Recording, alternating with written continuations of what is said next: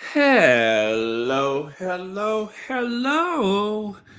Welcome to Royal Sussex Live. Welcome, one and all. Let me see here. Let me see who was here first. Okay, who was here first? Let's see. Beatrice and Dylan, thank you so much for being here first. Desiree T, Lady Metatrons, B. Martim, Crotchin Chicken Hidden Egg, Mary H., Vivian Green. Let me see. Martine is here. Rodney Jackson, hello. Kim Peaches, well, good evening to you too. Thank you so much for being here. That song is stuck in my head. I can buy myself flowers. Da, da, da, da, da, da, da, da. Like that song.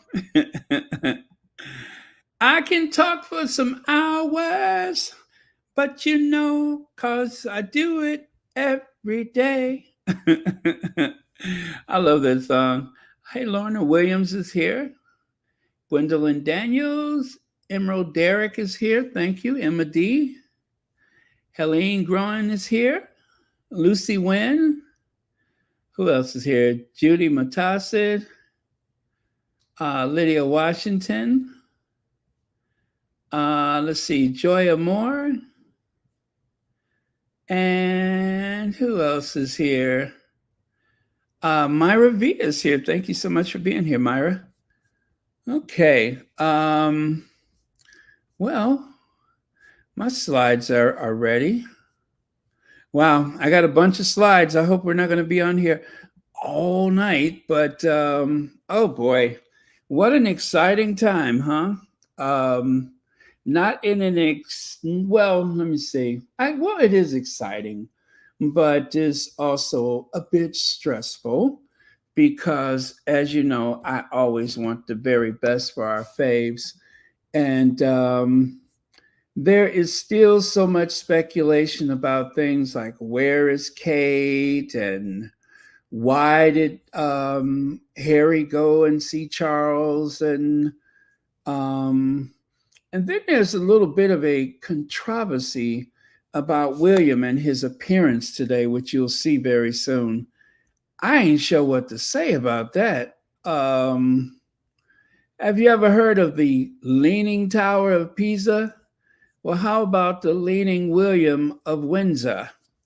Yes, the Leaning William of Windsor. Let that sink in.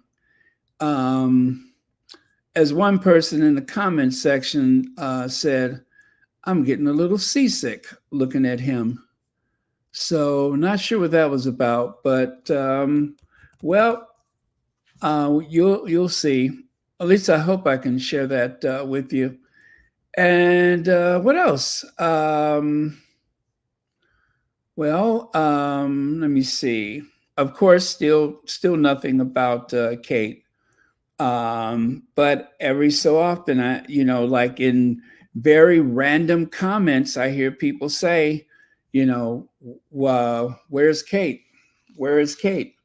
As though they're trying to make sure that whatever you say, that the narrative is not taken away from the fact that there still is no like concrete word or any they won't say what the illness is, of course. They won't say exactly whether or not she's improving. That's rather odd. So that's kind of missing from the conversation that we're not having, if that makes any sense. But yeah, it's a mystery. It really is a mystery. And I know some people are of the opinion that they're just doing this deliberately to help boost the numbers for the Royals. But at some point, it is going to get a little more serious than what it is, and we'll find out. Hello, BS Speaks Royally. Thank you so much for being here. Okay, I better close some of these windows before I find out I got too much stuff open. So let me go through the process of doing that. I had a bunch of stuff open so I could prep for it tonight, but I don't need all of this. That can go too. There's my slide. My slide, slippity slide. I got that. The troll spray is engaged. Let me make doubly sure about that. Troll spray. That, and yes, 1 week. Troll spray is engaged. We are so ready to rock and roll. Okay. Stall. Got a couple of sound bites for you tonight. Let's see. Okay. And then that, and I promise you, I am ready. Okay. And I started on time today. How about that? Okay. Michelle R., thank you for being here. Wow, already 717 people here. That's a good sign. Well, hello, Princess Meghan. Hope you're staying warm and dry in Montecito. Wow, wouldn't it be something if that was really Meghan? Well, listen, plausible deniability. Okay, remember I said that. Plausible deniability is your friend. I don't want you to ever acknowledge that you were here. Okay, that's gonna make myself comfortable. All right. Yeah, I hope I don't fall asleep. That would be a disaster. Okay. I think we're good, guys. Okay.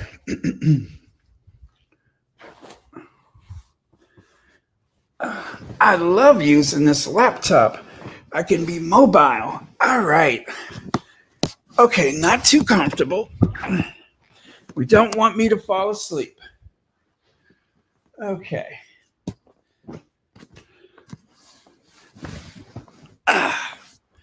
Yes. Shoo. I love it. Little pillow for this 10-gallon head of mine. Now, what y'all want to talk about? I'm just kidding. I'm ready. Hey, Church Nelly. Okay. So Prince Harry is home. Prince William speaks. King Charles statement. And shade. More shade. Okay, so again, the clouds are gathering. Picture it. Buckingham Palace, 2024. The clouds are gathering over the one of several residents of King Charles III. But what does it all mean? Now, Pam Porter, why are you saying that? Is it because he has a cocktail in his hand here? Now, that photo is from a while ago, but I just threw it in there because I'm shady. Okay. Now, so Harry spends just 45 minutes with Charles, and Duke and William have no plans to meet. So what? The Daily Mail says that. The Daily Sun says, after Prince's betrayal, cancer finally brings son and dad together. Well, I wouldn't say that the Duke of York betrayed anybody. He was just being himself. So yeah, they shouldn't talk like that about the Duke of York. King 30-minute reunion with Harry. Well, which is it? Was it 45 minutes or 30 minutes? But you know what, guys? Nobody, I don't believe anybody actually saw Harry leave. Um, was it which house did they meet? It wasn't Sandringham, it wasn't St. James, Clarence House. I don't think that anybody actually noticed Harry leave Clarence House.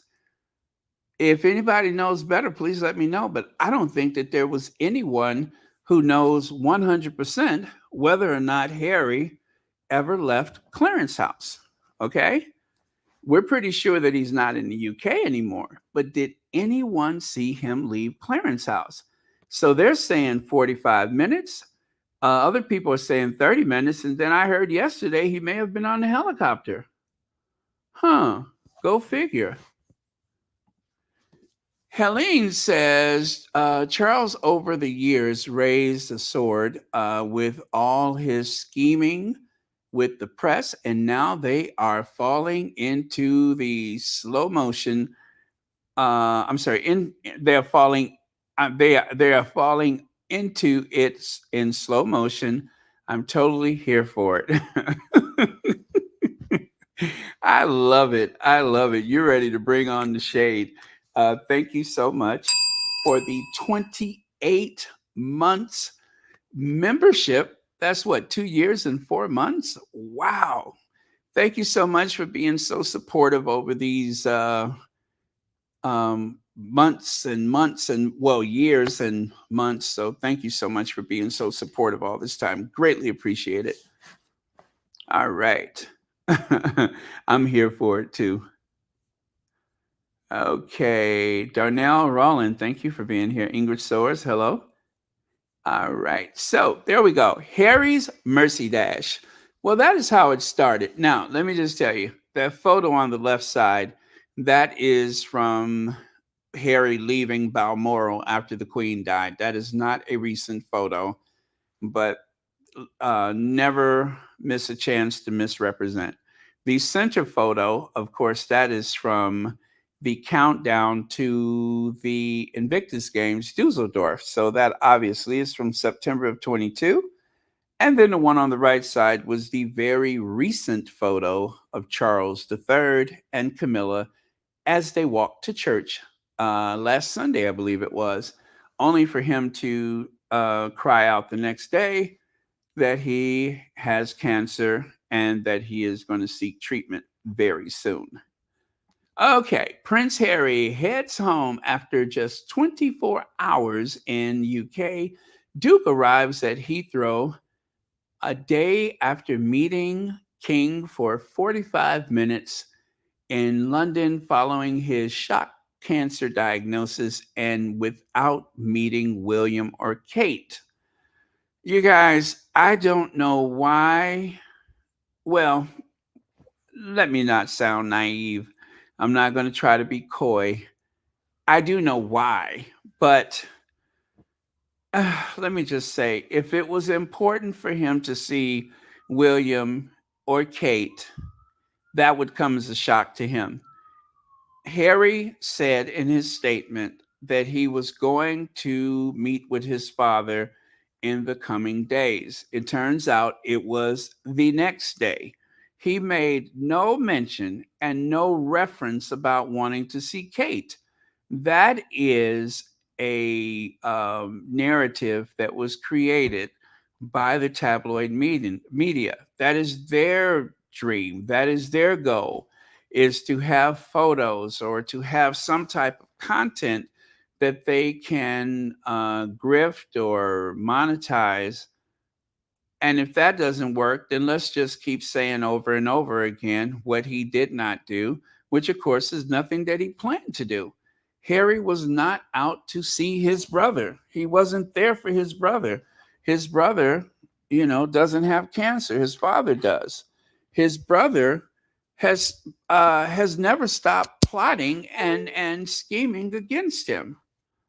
that continues. That continues. And I'll show you more about that later. Joyce Yvette Davis says, I think Will and Kate had a fight, and Will got in a rage and hit her, and she fell, etc., and had to be rushed to the hospital. Will is a drunkard. Of course, all of that is alleged. There's no evidence of that whatsoever, but um, yes, this is one of the things that people have been saying. But again, all of that is alleged. We have no way to substantiate that. If there has been any type of domestic issues in the Prince and Princess of Wales household, it remains to be seen. So, of course, if we know anything for sure, I'm going to sing like Aretha Franklin. But in the meantime, it's very important to remind people that these are allegations and that there's no evidence. Okay, thank you so much for the super chat. And let's keep moving. Okay.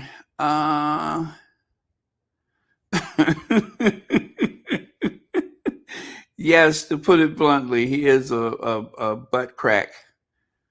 Uh, we are on slow mode. People, comments are delayed. Yes, we have to do that because there's already 1,300 plus people in here. So we have to slow down the comments, but I will try to identify anything that needs to be shared. And of course, there's always the super chat if there's something that you really want me to notice. But otherwise, my eyes are going left and right like Kit on the what is that car show? Knight Rider. Okay, back so soon. You're darn skippy back so soon, Harry. Yes, Harry got out of there. He put on his tan loafers and took off. Again, there's Charles from this past Sunday, I believe, and there's Harry with the doorman at the undisclosed hotel. I don't know if they ever mentioned which hotel that he was staying at, but yeah, people weren't even sure where he was last night. Chris Ship with a P, not a T, was definitely one of those people who mentioned several times that we don't even know where he is. So some people thought that Harry was staying at a royal residence, but he did not. He opted to stay at a hotel where I am more than sure he kept in constant contact with the Duchess of Sussex. Um, and it's a good thing that he didn't stay in a royal residence because I don't know if you guys know this, but there has been some leaking going on. Yes, somebody has been leaking. I ain't the only one singing like Aretha Franklin. Somebody has been leaking, as per usual, and we have unimpeachable evidence of that this time.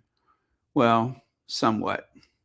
Leslie F says Harry stayed at the hotel because he didn't want to eat or drink anything from that household. Here, here, here, here. They cannot be trusted. Yep, they cannot be trusted. Don't want to wake up missing a kidney, do we? You know what I mean? We don't want to wake up missing any organs. It'd be like a horror movie. They might want to swap brains with William. Let me see here. I'm sure he was just swaying with the music. I'm sure he was.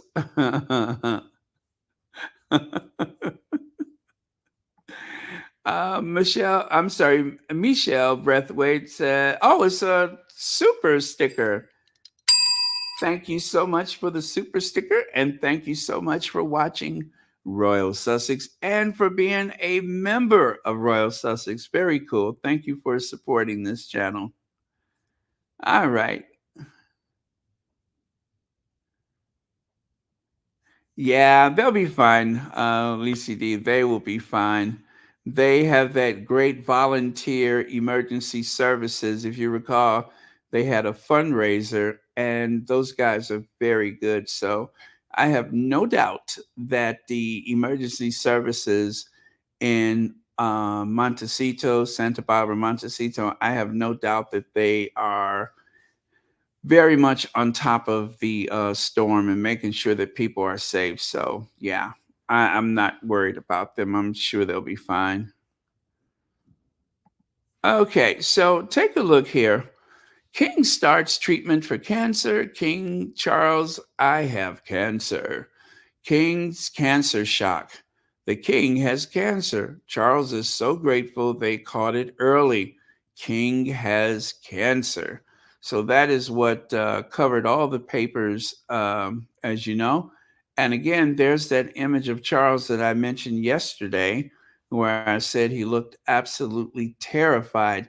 And so this is why this is so puzzling, because as I said, for someone who was going into, oh God, into that place, the London clinic. Oh, why is my head pounding every time I say that? But for someone who had that appointment set up, um, he looks absolutely terrified for a routine procedure, right? And it just, again, I said yesterday, I'll say it again today. I won't drag it out this time. But for someone who wasn't aware that they had cancer, he looks absolutely terrified for this very routine procedure. And of course, it begs the question, did he know or did he not know? Was this a way to give cover to the Cambridges? Um, well, the Wellses, but I don't know. I feel better calling them the Cambridges. Was it a way? Well, officially, they're the Cornwalls, aren't they? Because that's the other thing that William inherited is the Duchy of Cornwall. That's where his money comes from. So the notorious couple, those two. So is he here to give? Well, I'm sorry. Was he there to give cover, or was he and Camilla having fun of making fun of them? Was it just making fun of them? Were they trying to out them? Was that some form of what is the word I'm looking for? Um, were they trolling Will and Kate? That remains to be seen. Beverly McCaskill says, Baron, please just use the word the. I think I have given myself a complex. It sneaks up on me, and every time I get to that point, I'm just, you know what I mean? But okay. Beverly McCaskill said, just throw the in there, and that's exactly what I'm going to do. Thank you for the lovely suggestion, because it is grating on my nerves. I'm like, what type of Middle Earth English is this? Next thing you know, I'll be looking for Frodo Baggins to make comment. Okay.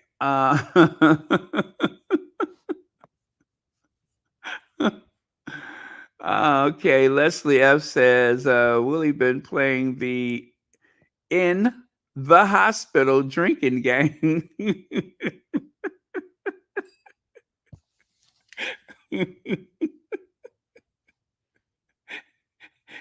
He was probably sitting at home listening to Roy Sussex, huh?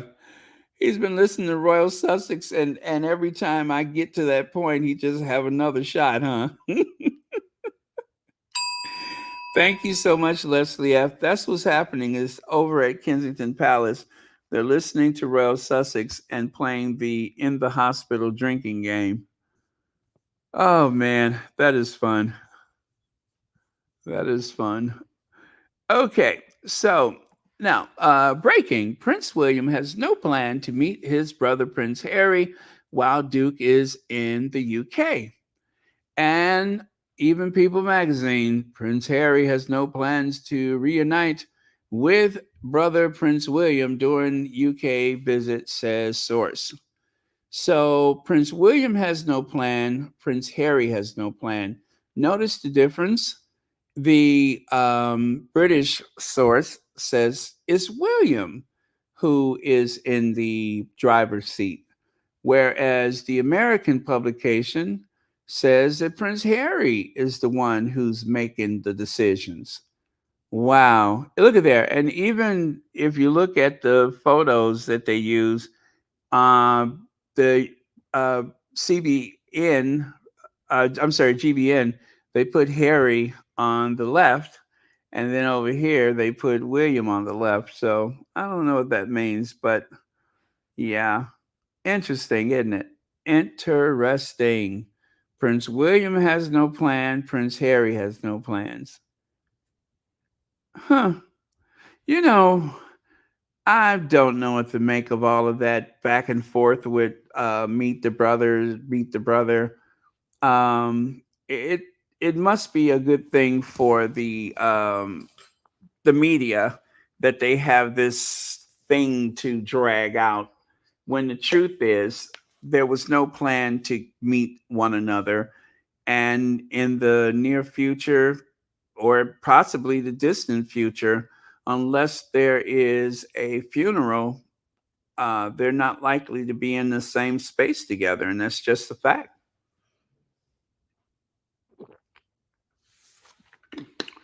They are not likely to occupy the same space, and that is the inconvenient truth. Okay, so YM Droid says Diana's song. Oh, wow. Okay, Diana's song was Candle in the Wind. Will's is Two Sheets to the Wind. He was just attempting to dance to the melody in his head. You all are messy tonight. Thank you so much, YM Droid. And let's see, Don Hansen, new member. Thank you very much for that. And welcome to Royal Sussex. All right. And Fancy, thank you so much for the super sticker. There we go. Thank you so much for the super sticker. All right. Oh, my goodness. Wow, I just got a email from Ford. They say my EV is waiting. The only thing is, I didn't order an EV. Are they giving them away now? That's an electric vehicle. Because if they're giving them away, I'll take it. Oh, I know what it was. I searched for it today. Isn't that something? And Big Brother found me. But thank you so much, Fancy. All right. So let us continue. Isn't that something, though? I just keep looking at this. Prince William has no plan. Prince Harry has no plans. Oh, wow. Isn't that something? So the British tabloid media puts William in control, whereas the American media has sided with Harry. You know, if they keep that up, more of it, please. Yes, sir. May I please have another? Please keep doing that one. Okay, Prince Harry arrives at airport after 25-hour trip. Live update. And that, of course, is from Russell Myers. Russell Myers was on the Lorraine show today. Russell Myers, I wonder whatever happened to your other ear. Oh my God, Lorraine is horrible. She is horrible. You know, as sweet as she sounds, she is just absolutely wicked. She is wicked. That is a horrible person. Prince Harry has arrived at the airport to jet back to LA after a whistle stop trip to see his father. It is believed the Duke of Sussex stayed in a hotel Oh, I'm surprised it didn't say stayed in hotel last night. Let me stop before I get another complex. Rather than royal palace following a brief reunion with King Charles. Oh, you guys, all day, and I do mean all day on Twitter or the social media website formerly known as Twitter, all day there was speculation back and forth about the true nature of Harry's visit to the United Kingdom. And the answer is nobody knows for sure, but everyone has an opinion about it. Everyone. Uh, yeah, jealous bully. That describes him. He is jealous and he is a bully.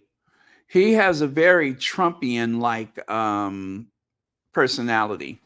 He just reminds me so much of Donald Trump. He really does. He really reminds me of Donald Trump.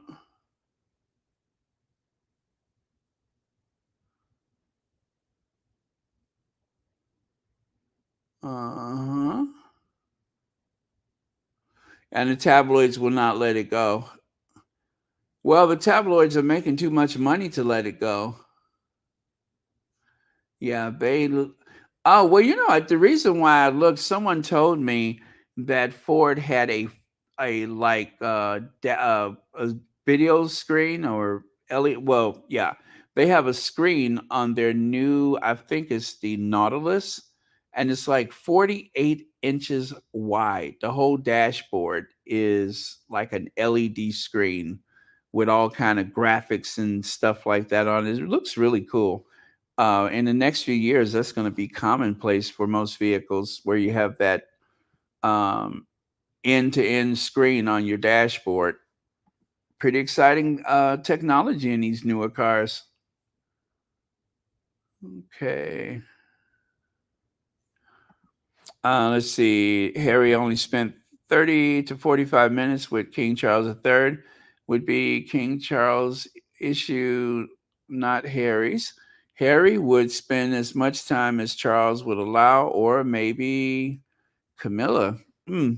Well, I mean, that is what they're reporting, and we did not hear it from Harry, and we don't know that that was even reported from, um, you know, like I said, as I heard, nobody knows when Harry left. They know the helicopter took off. Was he with Charles or was he not? You know, and I know that sounds like just a little bit too much, you know, moving parts, too many moving parts, but just makes you wonder. It really does make you wonder. But there must, I don't know. I don't know. Let me just say that I don't know. But if Charles needed Harry to be there, I do believe that Harry would go. Now, there was a bit of a scrap earlier today on the spaces because someone said that Harry uh, obviously answered his father's call. And some people took that to mean, let me make sure I get this right because I wasn't there to hear it, but some people assumed that the person who said that was implying that Harry was being a part of some farce created by Charles to deceive the media. And she said, no, that's not what I meant. She was speaking about Harry's connection to the monarchy. And just so that there's no confusion, Harry believes in the monarchy. He does not want to scrap the monarchy. And in spite of what people say, he and Meghan are not trying to tear down the monarchy. And I am pretty optimistic most days. I do believe that the monarchy has the capability of being a force for good. Now, based on this record, things like the transatlantic slave trade and the occasional atrocity or genocide, it doesn't seem to be going in that direction. But it is a very powerful institution. It has a global reach second to none. And if one were to really exercise its capabilities, you could really do some great things. But it's kind of hard to see. Harry must have as much optimism as Rose Nyland on the Golden Girls. Some people might even say a bit naive, but I agree with him that it is a possibility. It is capable of a lot, and he would know because he's been able to use his position in the family to help people. And even Charles, with his Prince's Trust, has done a lot of good with his position or his role in the royal family. So it can be a force for good, it can be a force for change.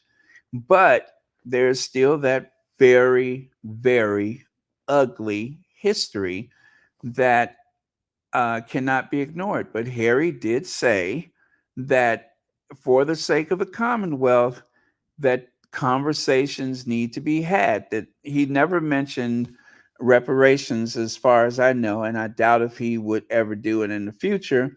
But he still has to follow certain guidelines. But the thing is, if the Commonwealth is going to survive, it needed someone like Prince Harry. It really did. But now the Commonwealth looks absolutely hopeless. So, okay, just wanted to put that out there. That was my little rant about that. Let us continue. Lorna Williams says Harry knew it was a PR trap, but he got something out of it too. When he is in Canada next week, no one can drag him for not visiting his father. You know what, Lorna? And it may be just as simple as that. Thank you so much for the. What's wrong with my clapper? There we go.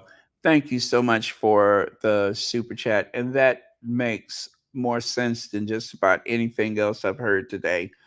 Harry got something out of it too. Yes, it was a PR stunt by the palace, but now Harry can go to his what do you call it, Invictus trip to Canada, so they can start the countdown with a clean slate. There won't be that criticism and such, which is exactly what they pulled with the Queen, even though the Queen he probably could not see his grandmother, but he did see her when they made that, covert trip over there with the kids. But Harry does not have the ability to come and go as he would like to. But seeing that Charles was the one who wanted to see him, all the doors flew right open. There wasn't that 28-day wait and all that kind of stuff. So it's amazing what people can do when they choose to or when they have to, right? But thank you, Lorna Williams, and thank you for being a member of Royal Sussex. Okay.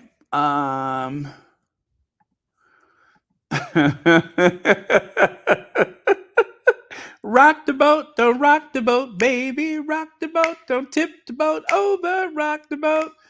Woo hoo hoo. Rock the boat. Woo hoo hoo. Our love is like a ship on the ocean. Love and devotion. Well, I'd like to know where you got the motion.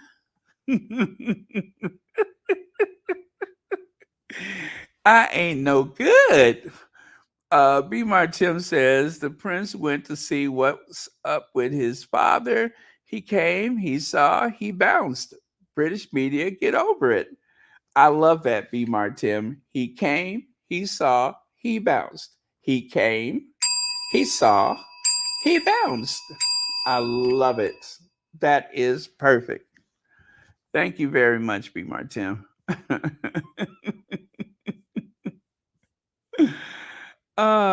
Swing low, sweet chariot, coming forth to carry me home. Swing low, sweet chariot, coming forth to carry me home. Woo! Lord have mercy. Okay, let me see if I can do this. This is what everyone's referring to, the continuous blinking, and he could not seem to manage to stand still. He could not manage to stand still. Now, wait, because I got another one. The other one is even more obvious. Okay.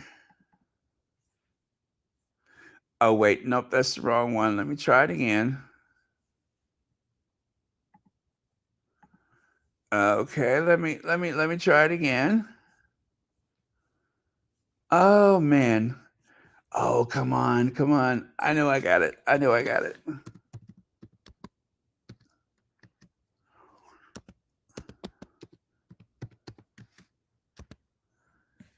Oh no. Oh no. Oh no. Okay. Oh Lord. Okay. Here it is. Check it out. Rock the boat, don't rock the boat, baby.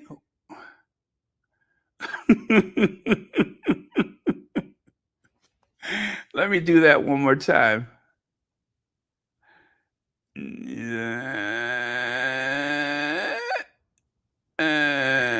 Okay, one more.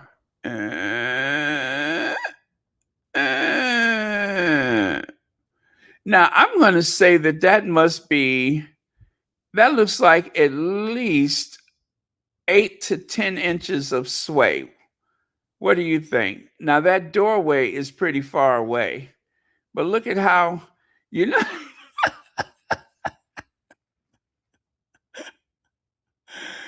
oh my Lord.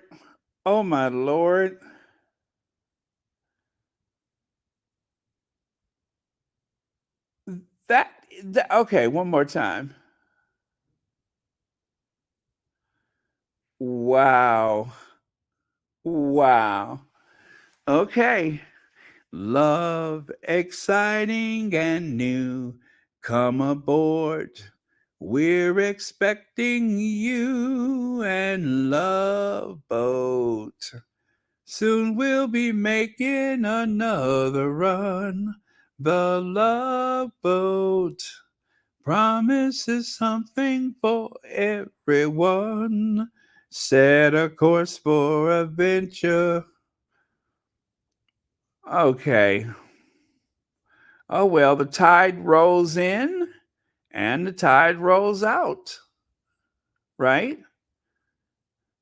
The tide is high, but I'm holding on. I'm gonna be your number one. I'm not the kind of prince who can get over just like that. Oh no. Every girl wants you to be her man, but I'll wait, my dear, until it's my turn. I'm not the kind of girl. The tide is high, but I'm holding on. I'm gonna be your number one. Number one.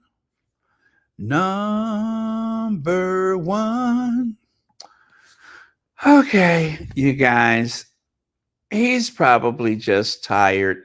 Now, the photo there on the right, I just wanted you to appreciate the distance that he was swaying. You see that? I would say that looks like at least 8 to 10 inches. 8 to 10 inches. You know what that sounds like to me? That sounds like a pretty decent pulled pork sandwich, doesn't it? 8 to 10 inches sounds like a really meaty pulled pork sandwich. What's in your wallet?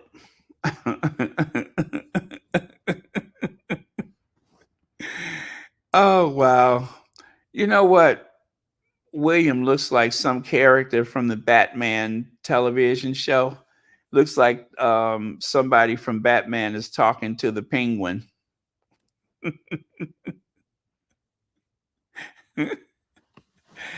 Oh boy. Well, anyway, this is Windsor Castle. Listen, you guys, I have said that I do believe that William lives at Windsor Castle. I repeat, William is living at Windsor Castle. Kate is living at Adelaide Cottage. That is my opinion. I have no proof, but I would say I am going to allege that William lives at Windsor Castle, which otherwise would be empty. What sense would that make? And Kate is living at the Adelaide Cottage. Just saying.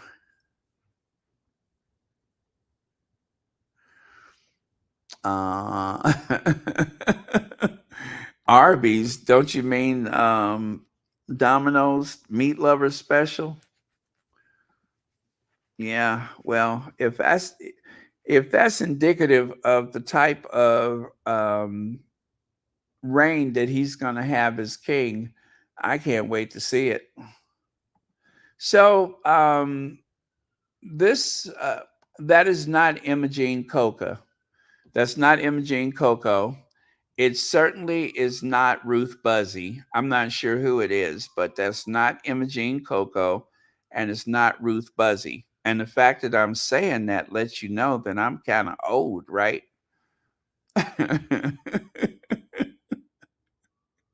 It could be Imogene Coco or Ruth Buzzy, but it's not. I don't know who that is wearing those little flat shoes. And then check out this turkey. Well, he nearly dropped the medal. And then guess what? He did drop it. Yes, Stable Mabel dropped the medal. Sure did. Wait. Eh, eh, eh,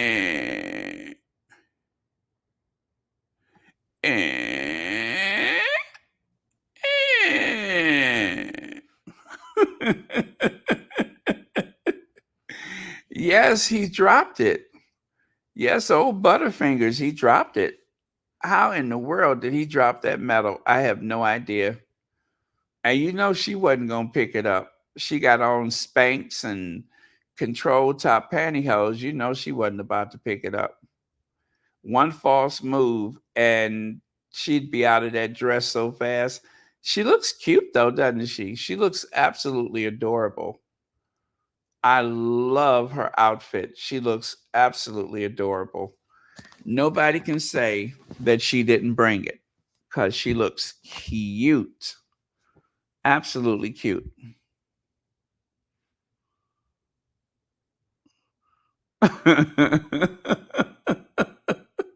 You leave me, earthquake. Oh, Lord. Oh, well. Prince William thanks well wishers for kind messages after King's cancer diagnosis. So, as you can see, um, William's face is quite animated. This was him as he arrived at that function with Tom Cruise.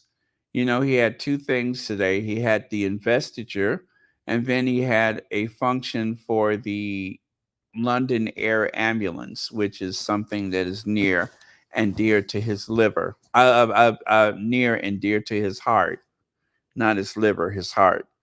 near and dear to his heart.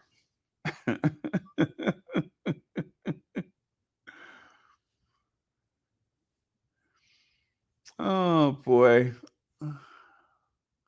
So yeah, you almost feel sorry for him. Look at that pitiful face.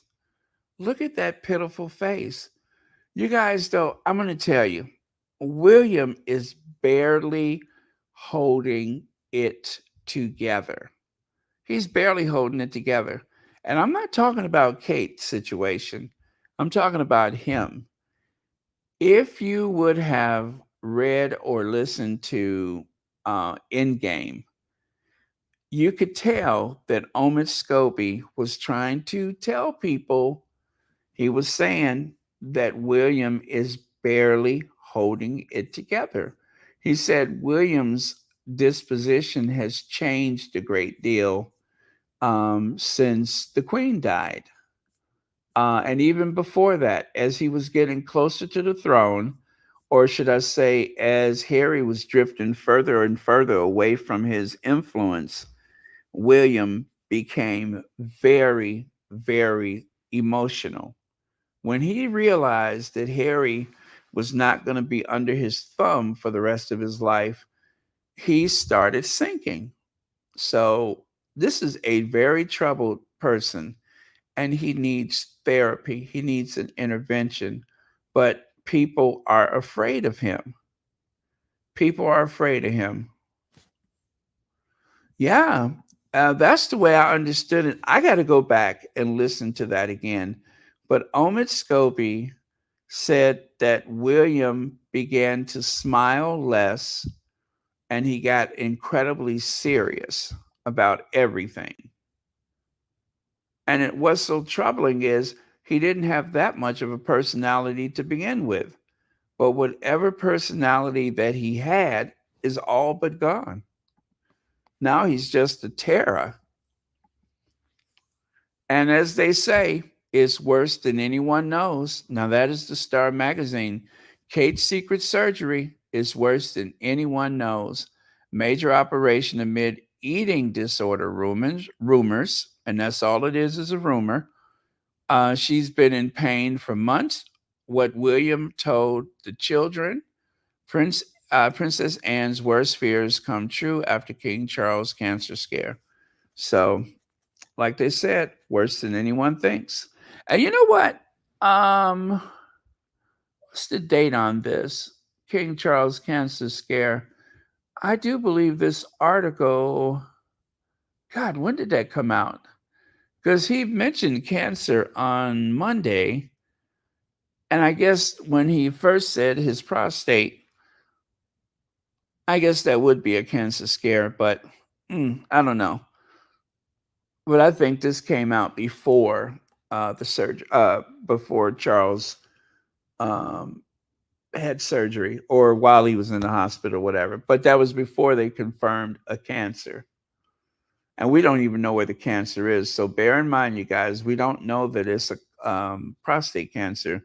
They just said that they discovered cancer and they won't elaborate any further than that.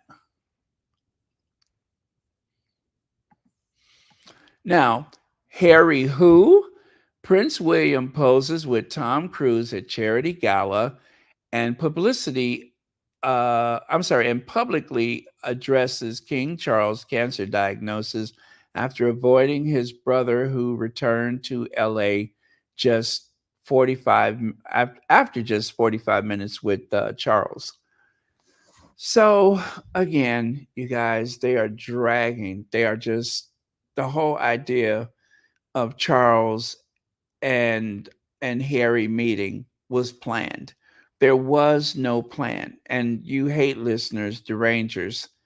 I repeat, there was no plan for Harry to meet his brother. There was no plan for Harry to meet Catherine, especially seeing that everything that has been said in the book and on the docuseries, I doubt if there was any desire for a meeting on either side. So let the tabloid media grift that notion as much as they want to. but there's no truth to it. There was never any idea from Harry. And I'm just saying, I don't know what Harry was thinking, but I'm just saying, I do believe that there was no, and I do mean absolutely no plans for a meeting. This is all for clickbait. Lady T says, Baron Sway thanked all for the well wishers. Sway Sway thanked all for the well wishes for his father, but no mention of well wishes for his wife.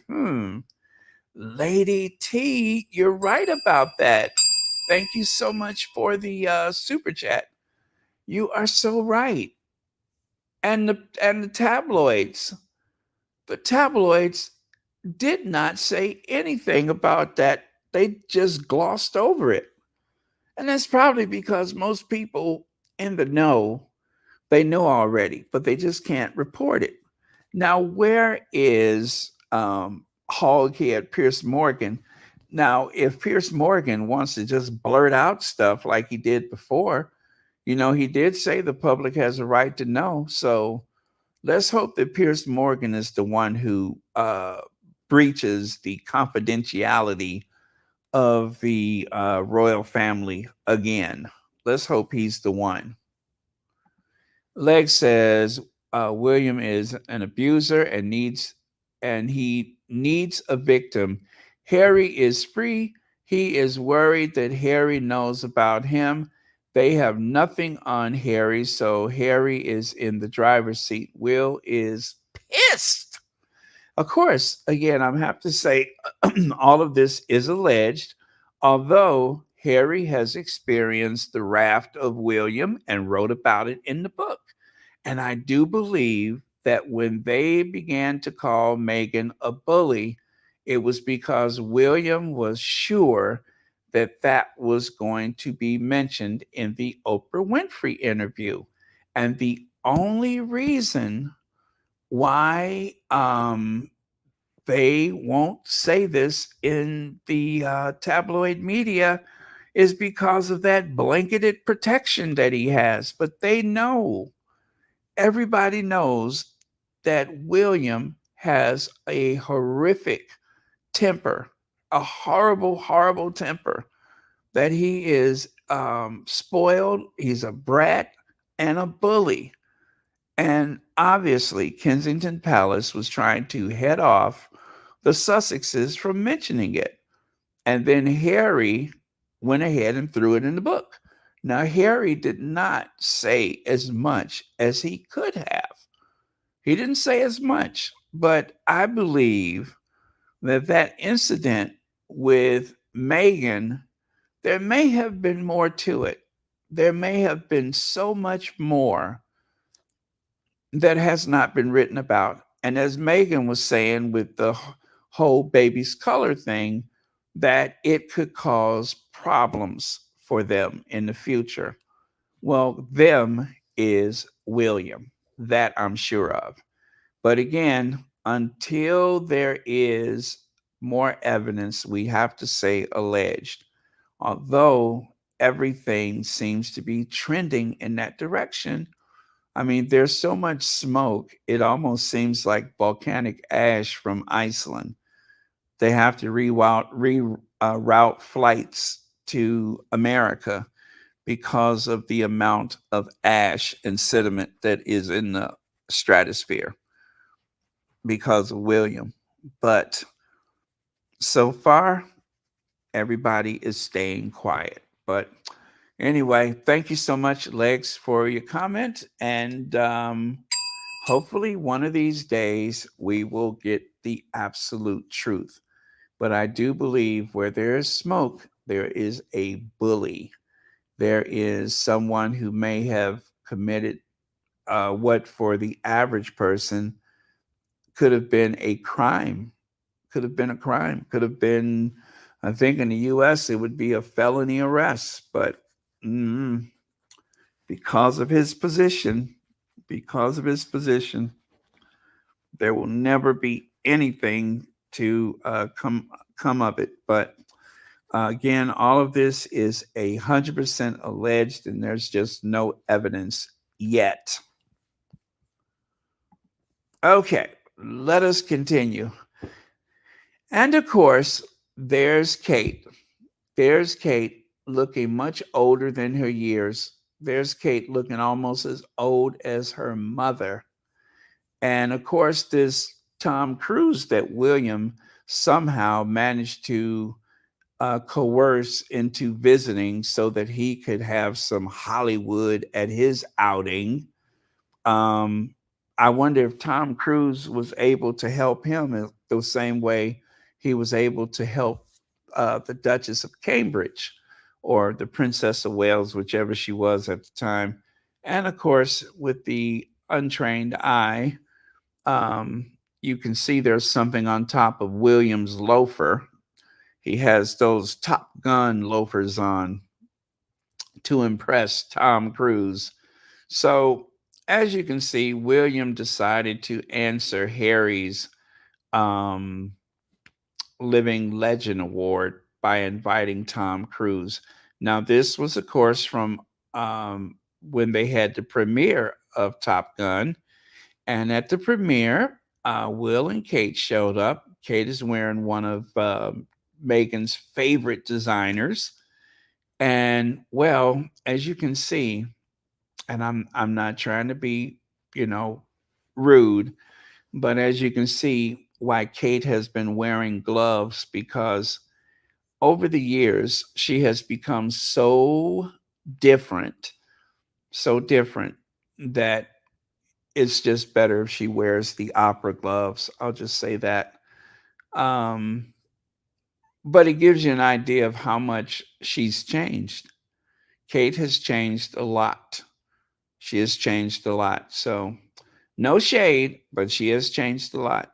And it became glaringly obvious when she wore that dress that night. And I think the very next time she wore something as revealing as that, she had on those black gloves. So, just pointing out the difference.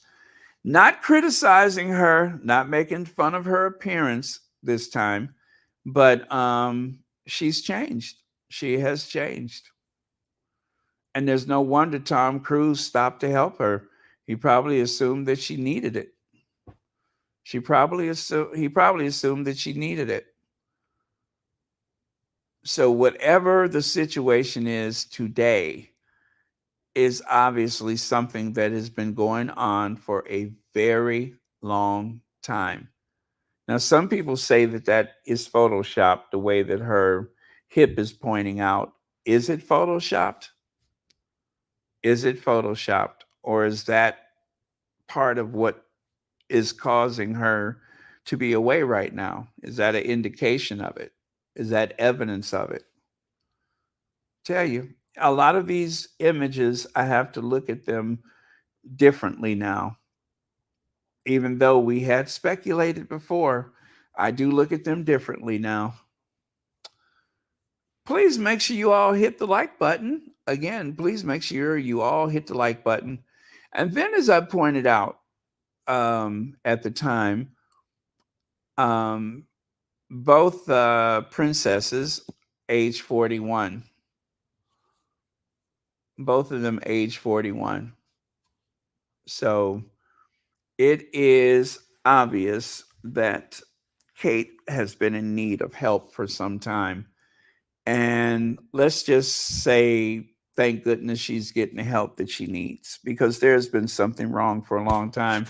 And I don't feel bad saying that because it's true.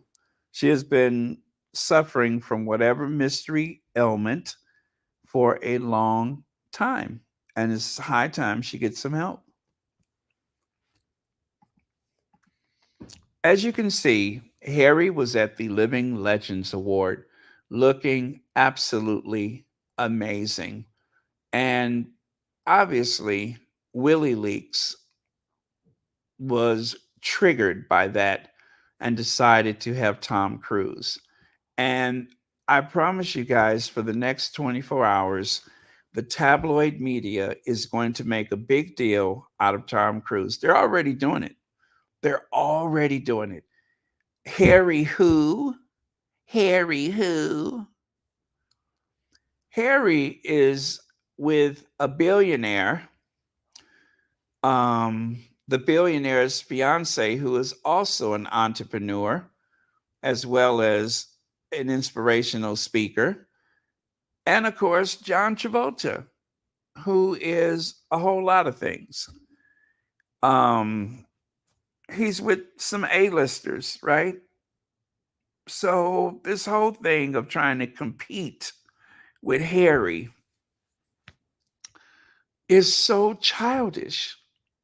It is a clear indication that William has problems with Harry's success, Harry's talent. He just has a problem with Harry because Harry, it has everything going for him, and William doesn't. William just has the position. He has the future of being a monarch.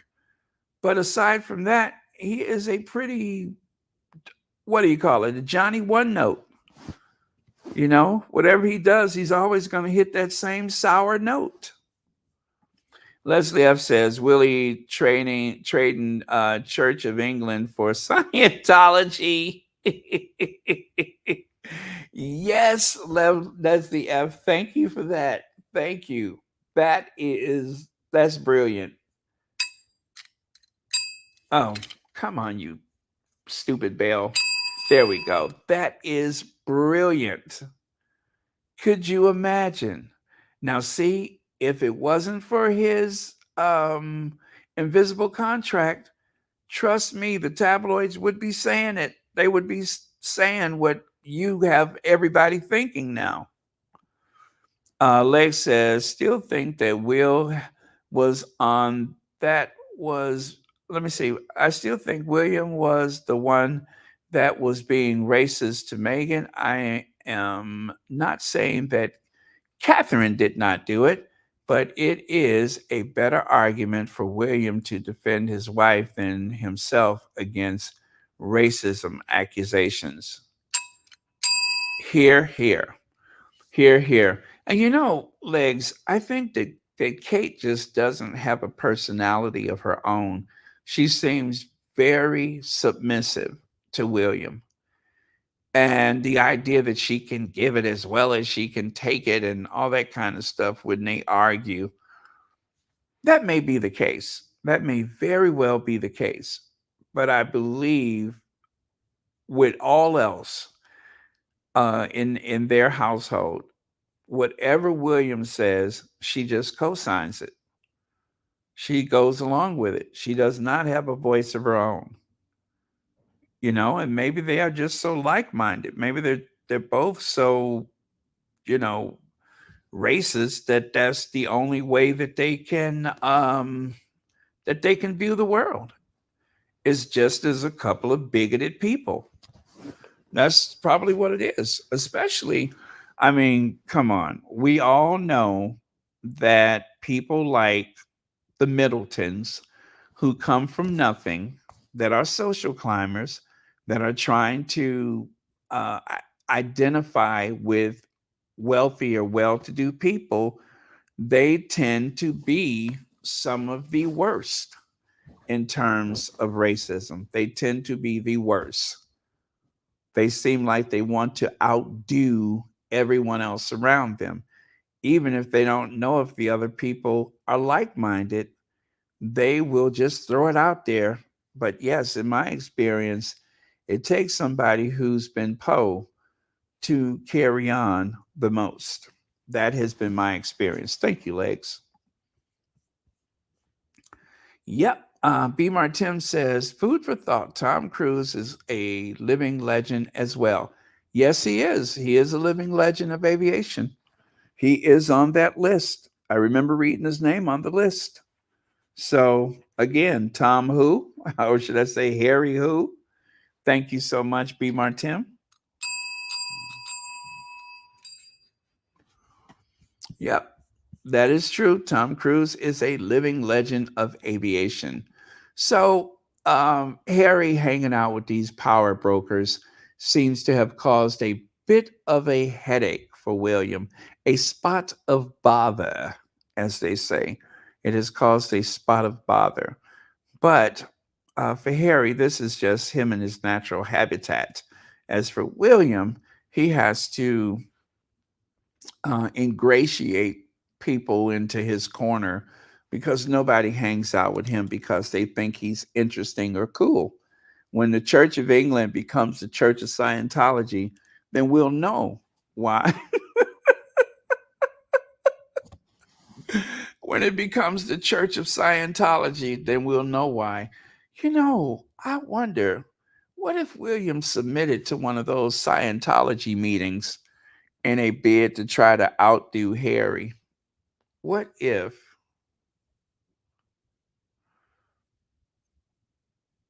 Let me see. Marcy Foreman says, Baron, Kate backed herself into a corner, 20 years wasted. Now she has nothing to offer Bullion, the firm, and the public. Started with Kate not going to Earthflop. Yes, this all started when she didn't go to Earthflop. Yep, she wasn't invited to Singapore. And pretty much they are going to do things on their own. She didn't get invited to New York. She did not get in. What? Yes, you all hit that like button. Darn it, hit that like button. Only 704 likes with 2,100 people. Hit that like button. Lisa D, thank you so much for the. Oh, come on here. Super chat. Baron, thank you for keeping us updated on Harry and Meghan's dysfunctional royal relations. You are quite welcome, Lisa D, and thank you so much for being here and supporting Royal Sussex. Now, Royals gone wild. So I took a screenshot of several articles about William's past just to remind people, because this does not really, actually, not, I shouldn't say really, this does not resemble the William that they portrayed in The Crown, who was always on the fringes.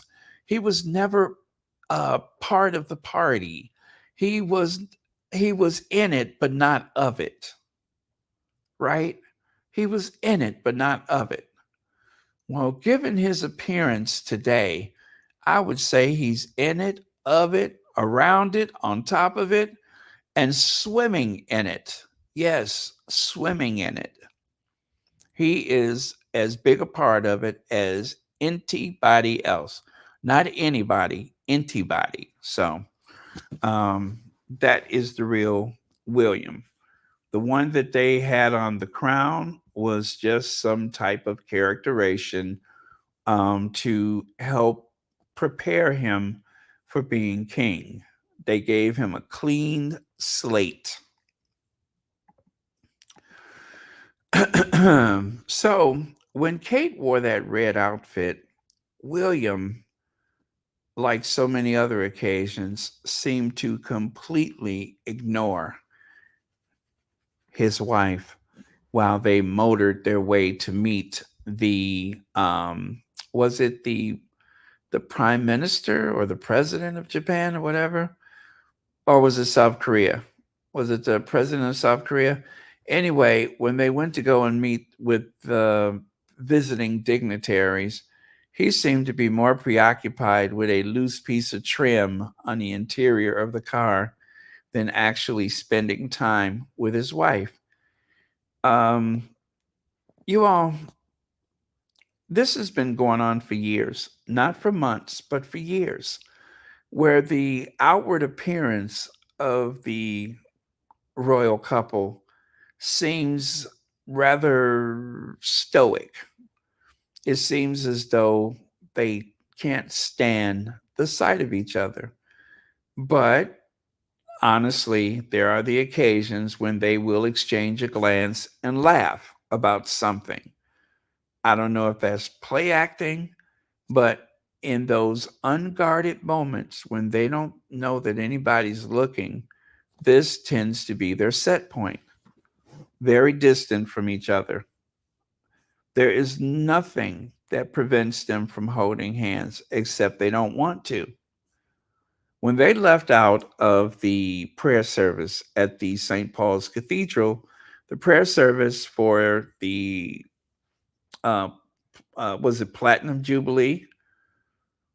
Everybody was holding hands. Boris Johnson and whoever that person he was with, Charles and Camilla, everybody was holding hands. All of the notable people were holding hands except for Will and Kate. William walked about 8 feet ahead of Kate as they exited the St. Paul's Cathedral. Yes, there was about 8 feet distance between them. And he actually walked out of the church before he was even sure that she was ready to go. He looked back and just kept walking. She had to go catch up to him. But remember, there's nothing wrong. It's Harry and Meghan that are on the verge. Don't forget that. Harry and Meghan, they're the ones on the verge. Now, I do have a sound bite for you guys. Now, trigger warning. This chick really went there, and it was stupid. It was so stupid. But oh, let me get my speaker here.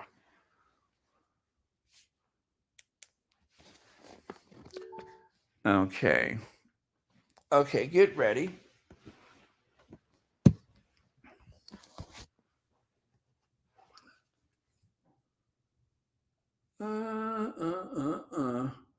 Trigger warning. Trigger warning.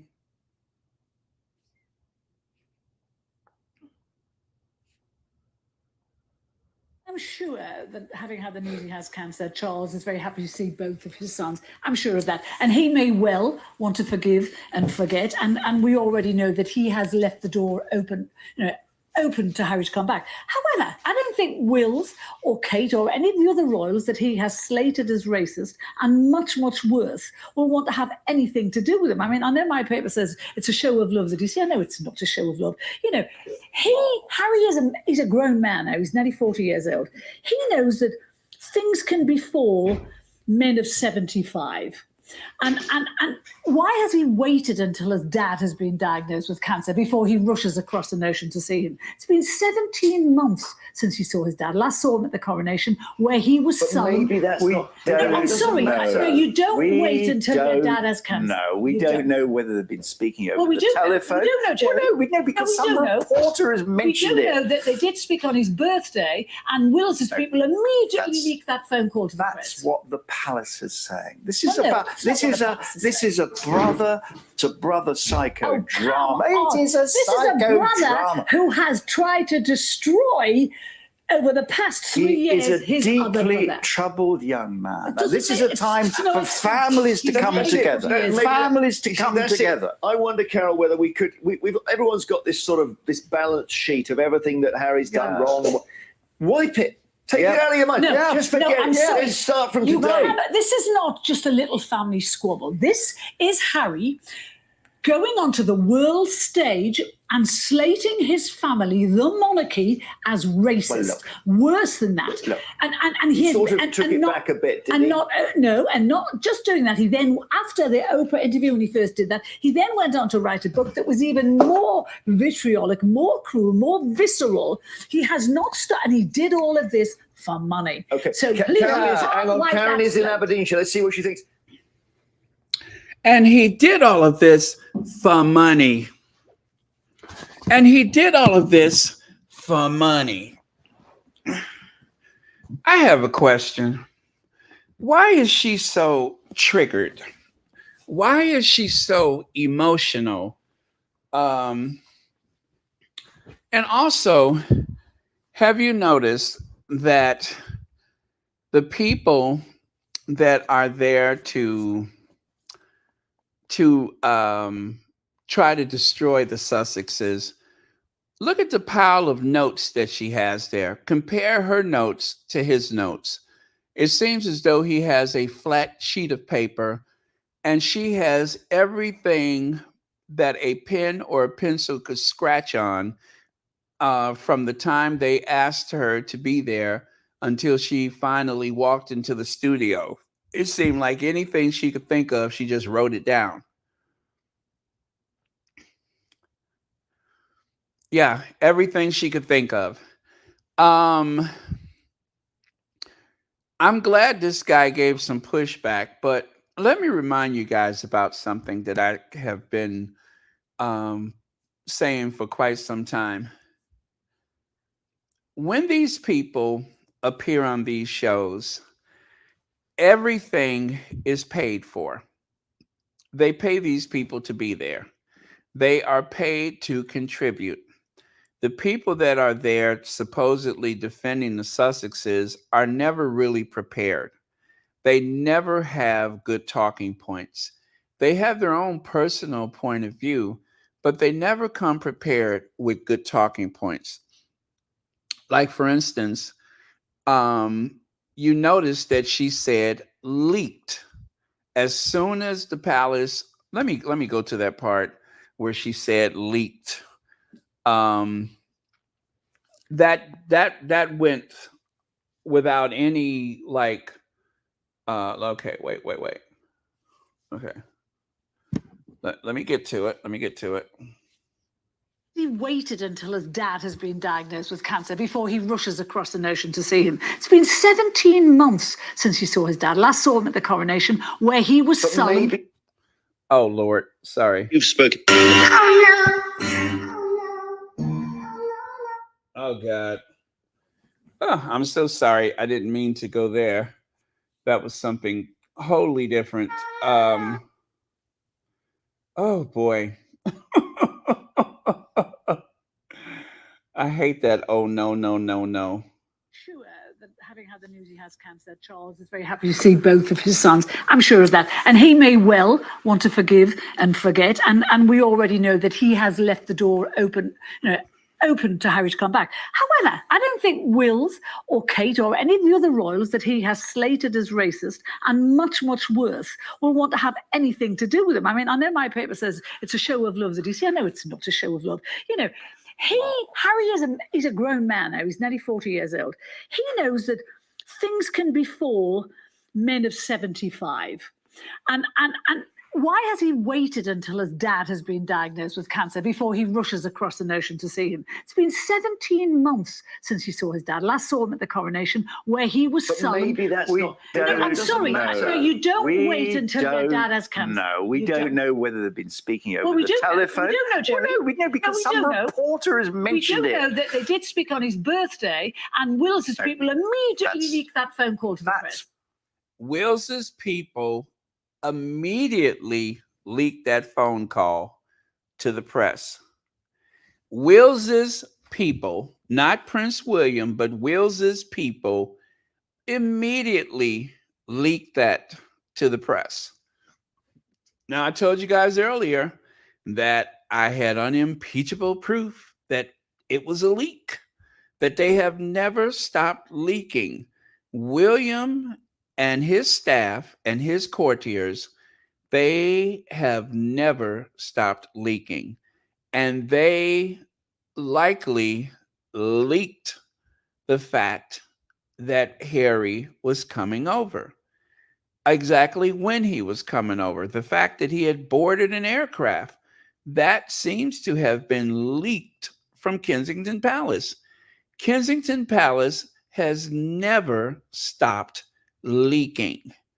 They continue to do exactly as they have done for years now. One leak after the other. One after the other. Unabated.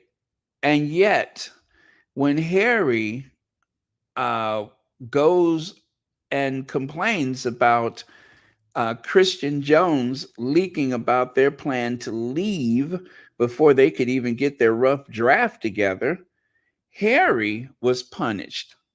Harry was punished, not William, not the subordinates, but Harry, the victim. Let me see. Leg says, how dare Harry and Meghan not deal with the abuse silently? They work when the royals don't and not leech off the taxpayers. They speak of our racist British royal family. Thank you so much, Legs. Thank you very much for that.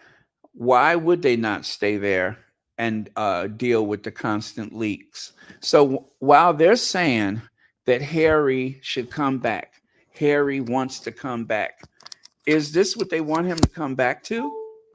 Is this their idea of the ideal situation for Harry? Notice I said for Harry and not Harry's family, because they don't want the family back. They only want Harry. They don't want the family. They don't care what happens to Archie, Lily, or Meghan. They don't care. Just bring our Harry back, and all of these troubles will go away. Right? Wrong, because they'll still do the same thing. They will still do the same thing. Nothing will change. Nothing will change. It's incredible. It is incredible. It's breathtaking. The fact that they, and when I say they, I'm talking about the tabloid media and the royal family, that those abusers want desperately for the Sussexes to come back so they can continue to abuse. It's not enough to continue this 5,000 miles away. They want them right back there, or at least Harry, so that they can continue where they left off. She said Wills's people leaked the birthday phone call. We know because they leaked it.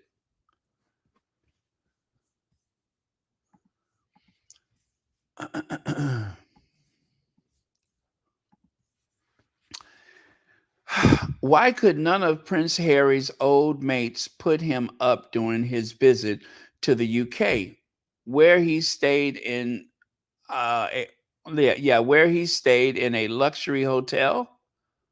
Let me see. Where he stayed in a luxury hotel? Yeah. Where he stayed in a luxury hotel? Huh. Okay, that reads kind of funny. But yeah, that was a question that they had, is how come none of his old classmates would put him up for the night? I'm trying not to use the A word, but Harry is a grown man, right? He's a grown man. Why would Harry come and crash at one of his old friends' house for the night? Harry only showed up unannounced, right? From Charles saying that he has cancer to when we suspect he told Harry. Harry said, in the coming days, I will come and visit, right? So Harry popped in less than a day later. Less than a day later. So if Harry would have stayed with someone that he was friends with all these years, wouldn't the next question be, Harry rudely crashes in on friends or imposes on old friends instead of staying at a royal palace or a hotel? That's the next thing that they would say. So you can't win either way. They're going to criticize you either way. There is going to be hell to pay. So whether he stayed at a hotel or not is of no consequence, because there would indeed be some type of verbal abuse from the tabloid media about where he chose to stay. This is just another negative swipe at Harry. And that's it. It serves no useful purpose whatsoever, except a way to be negative. So Denise Welch, who I love and adore, said, probably because he's a grown up and would much rather stay in a lovely hotel with room service than have to stay up talking to friends saying thank you all night. So, yeah, instead of staying up saying thank you all night, he stayed at a hotel. The press have been up his behind since he landed. Why would he bring that to the doorstep? Oh, that's a good one. Why would he bring that to the doorstep of one of his friends? Yeah, what kind of friend would bring that to the doorstep? That's why they got chased around New York City, because they were trying to figure out where Harry was staying. They wanted to know where the kids were. They were trying to figure out where the Sussexes were. That's why they went driving around the city, because they didn't want to bring that to the house. They didn't want to bring that to their children. Someone else says, hi, Denise. Personally, there isn't anything wrong, I don't think, in saying thank you, especially when someone has done something nice or gone out of their way to help you. It was a very good lesson learned years ago. At least he had to pay for his own hotel room, hopefully, and not blah, blah, blah. I don't know if I like that one. And then this is a squatty for sure. Are the toxic British press implying that they camped outside the home of each of these men, and stalking always reaches new levels of insanity? The stalking always reaches new levels of insanity. And then lastly, where is Kate Middleton? I think that's my favorite comment. Where's Kate Middleton? Yeah, yeah, yeah, yeah. But where's Kate Middleton? Uh-huh. Uh-huh. Where's Kate Middleton? All right, you're right, but where's Kate Middleton? Now that's the comment I like. All right, so King Charles has not asked his son, Prince William, to step in and carry out royal duties on his behalf. He certainly did not. As a matter of fact, Charles made sure that they issued a statement saying that he did not ask William to do a flipping thing. William was trying to imply via his people that he is more than ready to step up and deal with whatever. Charles said, thank you, but no thanks. We didn't ask you to, and we don't expect you to. Now, all the years of ready to be queen, and all of the new king, you see it up there at the top, the new king, Kate prepares to be queen and all that, preparing for the throne. I'm sorry it's so small, but you see right there, the People magazine, preparing for the throne.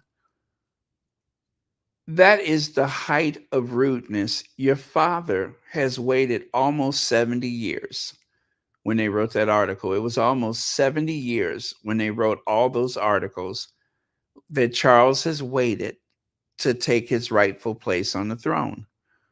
And yet there seemed to be some effort by William and his people to coerce the powers that be, whoever they are, that they should try to skip Charles and hurry up and put William on the throne.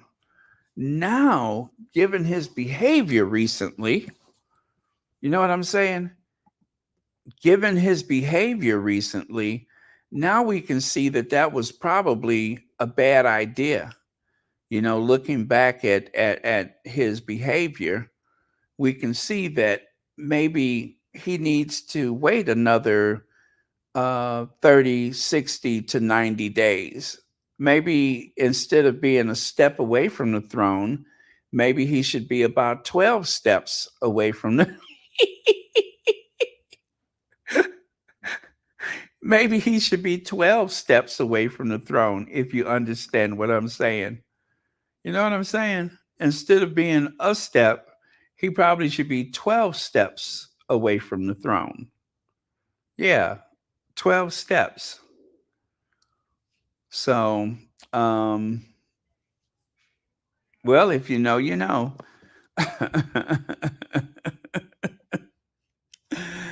King Charles has not asked his son, Prince William, to step in and carry out royal duties on his behalf. It is understood. On Monday, Buckingham Palace announced His Majesty has been diagnosed with a form of cancer and would be stepping back from public duties for the foreseeable future. His son, Prince William, is back on public engagements today after taking time out to care for his wife, Catherine, who is recovering from abdominal surgery. Prince William's focus has been on supporting the Princess of Wales and caring for their 3 children. But King Charles' serious health scare has led to inevitable questions about whether the heir to the throne should be offering more support. Kensington Palace and Buckingham Palace staff are in daily contact and are looking at ways Prince William could undertake some duties on behalf of the king when required, but no details have been finalized. The king has not specifically asked his son to stand in for him and wishes to continue his constitutional duties as monarch while receiving cancer treatment. Daily Mail reports His Majesty fully supports Prince William's desire to put family first. Any duties undertaken by Prince of Wales would be in addition to his own diary of engagements. It is understood and could be seen as a significant step up in workload. Today, the Prince of Wales is carrying out an investiture at Windsor Castle, presenting awards to well-deserving people from the UK and overseas. A Kensington Palace spokesperson said the Prince of Wales has an unwavering commitment to duty and service, and investitures are an important part of his royal role, celebrating people up and down the country doing incredible things for their communities. I'm sorry, y'all, but the whole idea of him, what is it, in addition to his own regular schedule and all, like he actually works. You know what I'm saying? As soon as he had the opportunity to call off from work, he took it. That don't sound like somebody who has a whole pile of engagements and things to do. And in spite of that, he wants to help his dad. If anything, the last thing he wants to do is get up off of his behind and do something. The only reason why William worked today was because supposedly Anne could not make it, and also because Harry was in the country. They didn't announce that William was doing anything until they heard Harry was coming. And remember, his people were the ones that leaked that Harry was coming. Okay? The leak came from Kensington Palace. I'll share that with you later. Helen Cole, why do the toxic UK media always expect Harry to ask to be forgiven? It should be King Tampon Charles should ask Harry for forgiveness. Amen. Amen to that. He, Camilla, Kate, and William, they all need to apologize to the Sussexes. They all need to apologize. All of them. Because they all are part and partially responsible for the Sussexes running for their lives. Okay, I have another soundbite for you guys. I hope this one doesn't go haywire on me. Let me get this ready.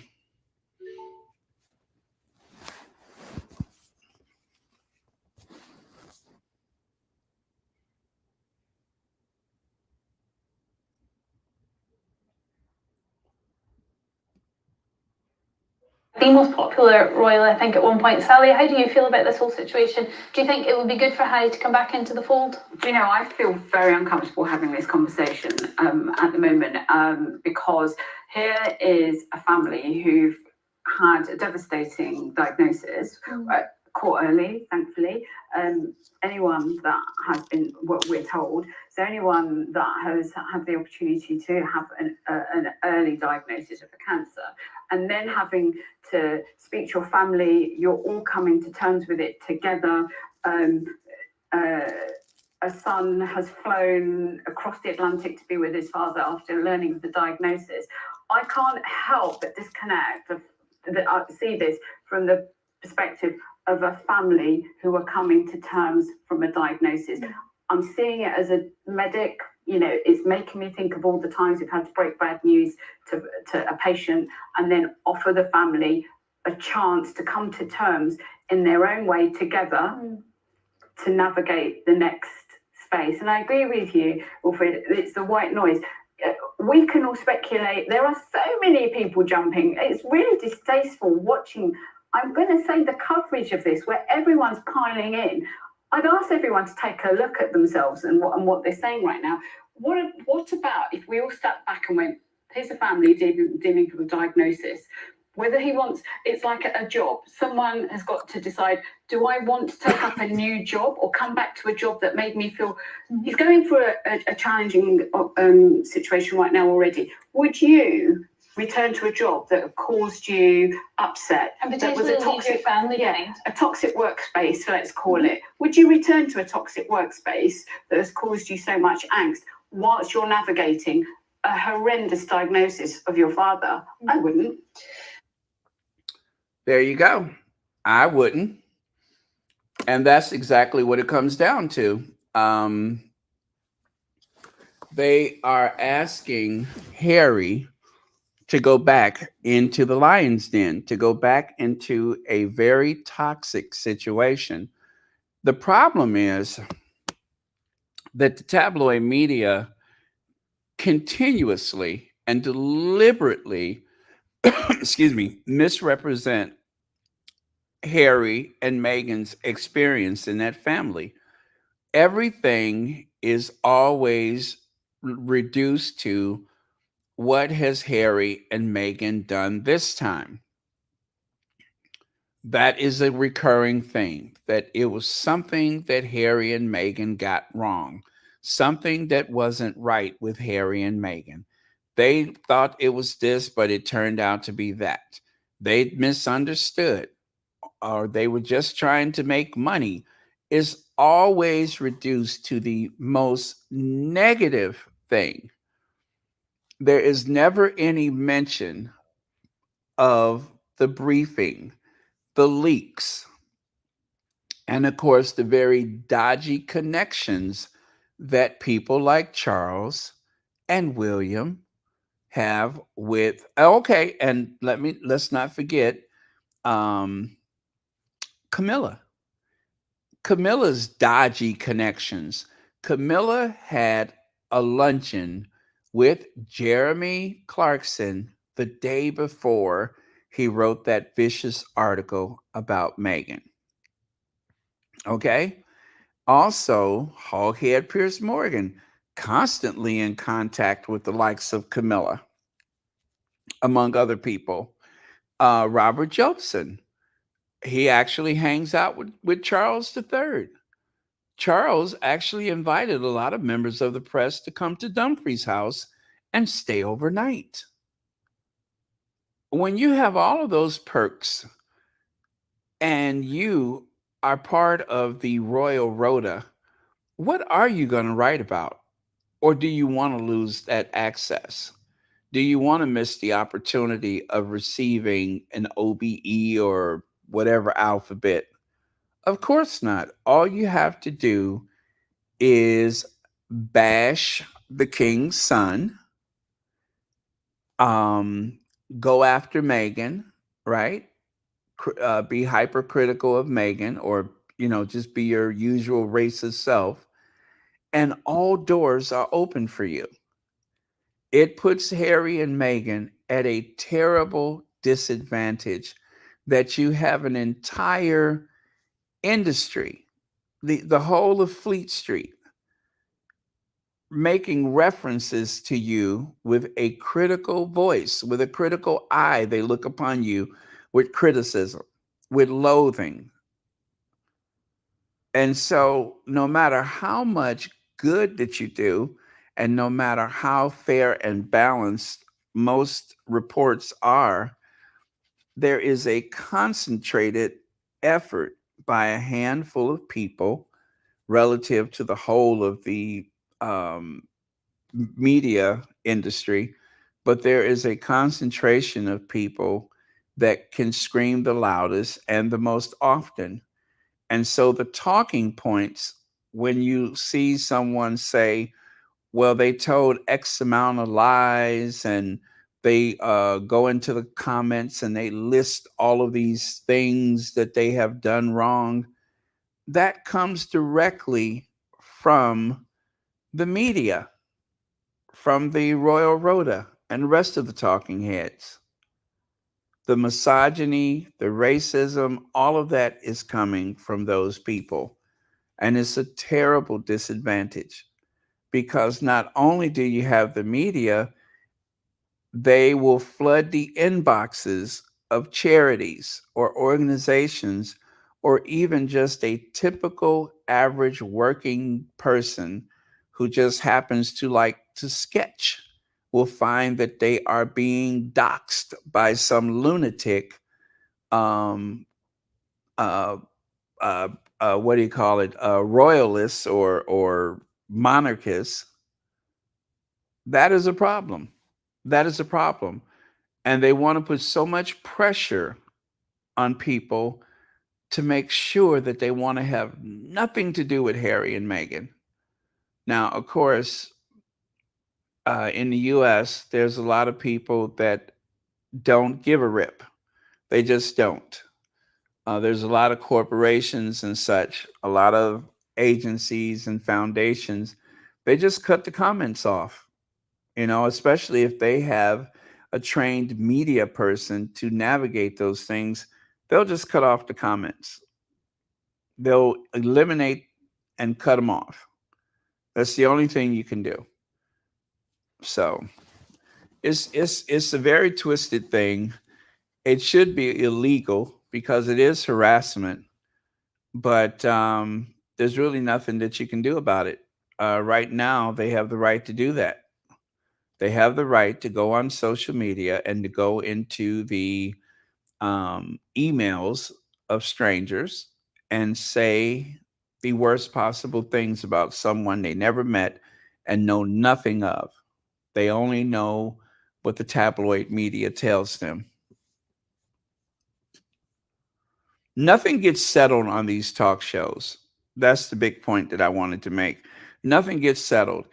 If you find yourself every day looking at these talk shows and hoping that they're going to say something different this time, or that they're going to break through the barrier and all will be understood, and they'll find out that the Sussexes are right and everybody else that has criticized them is wrong, you're wasting your time.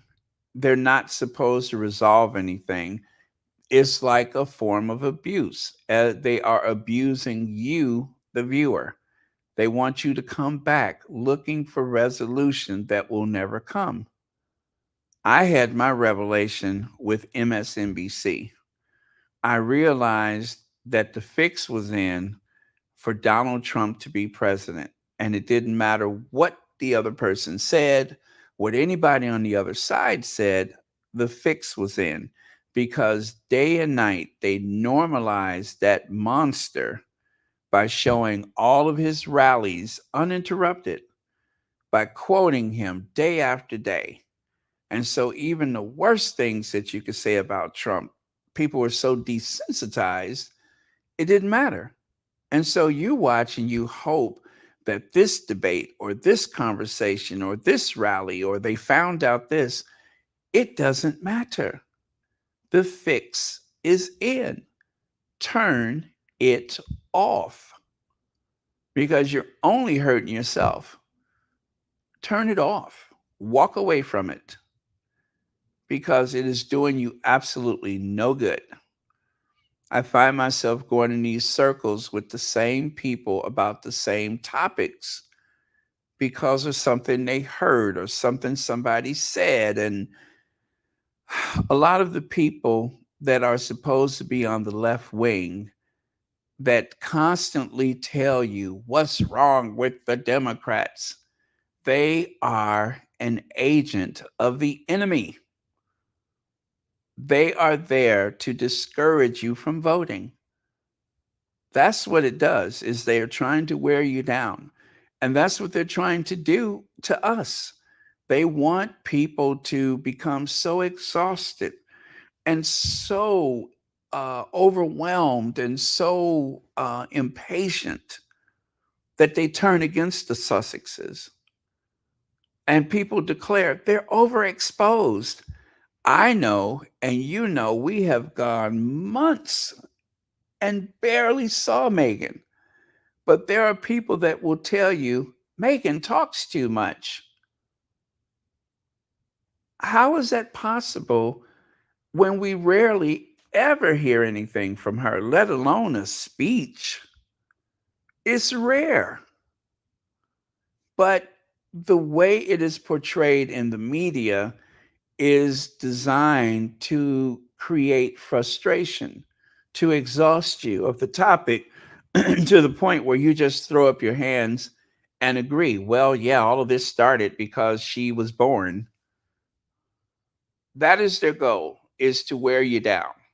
Now, me, that is impossible. Once I'm committed, and that's all to it. So I don't get worn down. They're not going to turn me against anybody. I decide who I care for and who I don't. I don't let the media create some construct for me to follow. It's just not going to happen, because I look at all of these things with a critical eye. Why are you telling me this? Why is it important to you? Are you making money from this? Are you here for the royal family? You have to look at these things with a critical eye.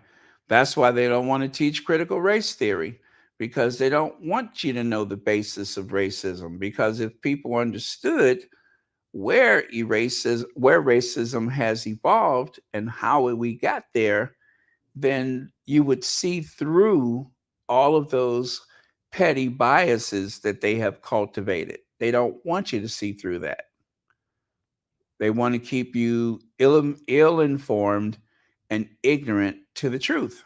And that's exactly what the mass media wants from us, is to be uninformed, to get passionate and outraged and angry till we just throw up our hands in despair and say, well, yeah, the royal family's been around for 1,000 years.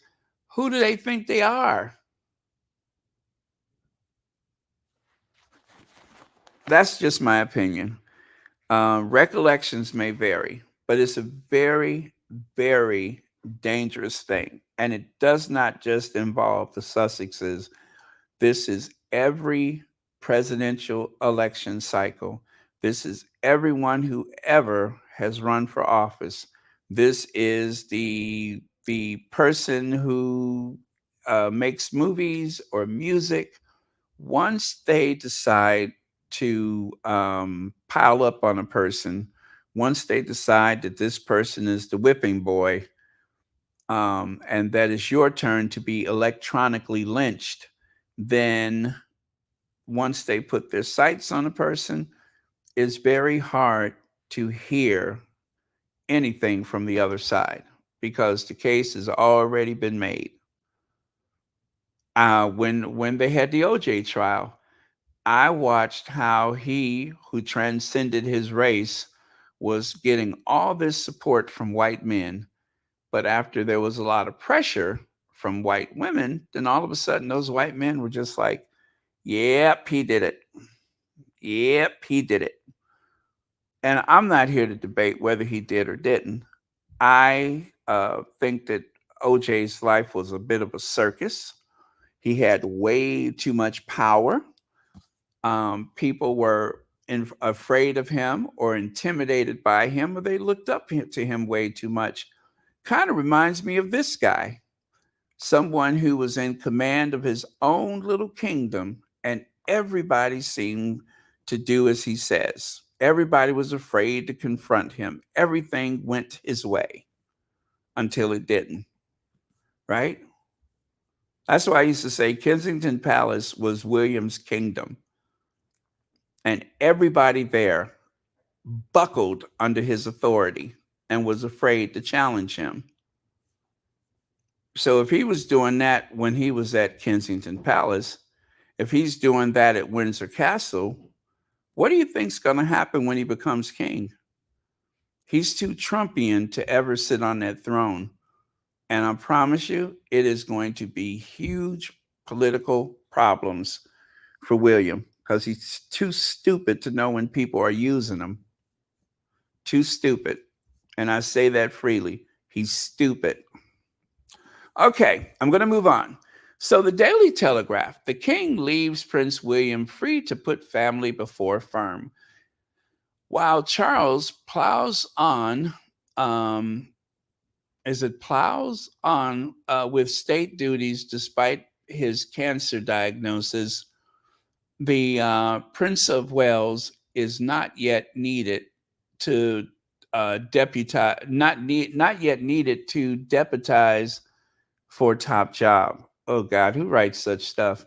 And then over here, the New York Times, what does King Charles' cancer diagnosis mean for Prince William? How life may change for the Prince of Wales and his younger brother, Harry, who flew from Los Angeles to visit their father. Well, to be very brief, the big difference between these two articles is the Daily Mail quoted a source, right? And the New York Times quoted Lee Thompson, right? And in quoting, I do mean it was a quote about Harry coming to the UK, right? As a matter of fact, Lee Thompson seems to have a habit of going and reaching out to publications on behalf of Kensington Palace, on behalf of William. And certain things, when they say source, they're actually talking about Lee Thompson. And it's interesting that both of these articles are pretty much talking about the same thing, but yet when it was the Telegraph, they say source. When it's the New York Times, they say Lee Thompson.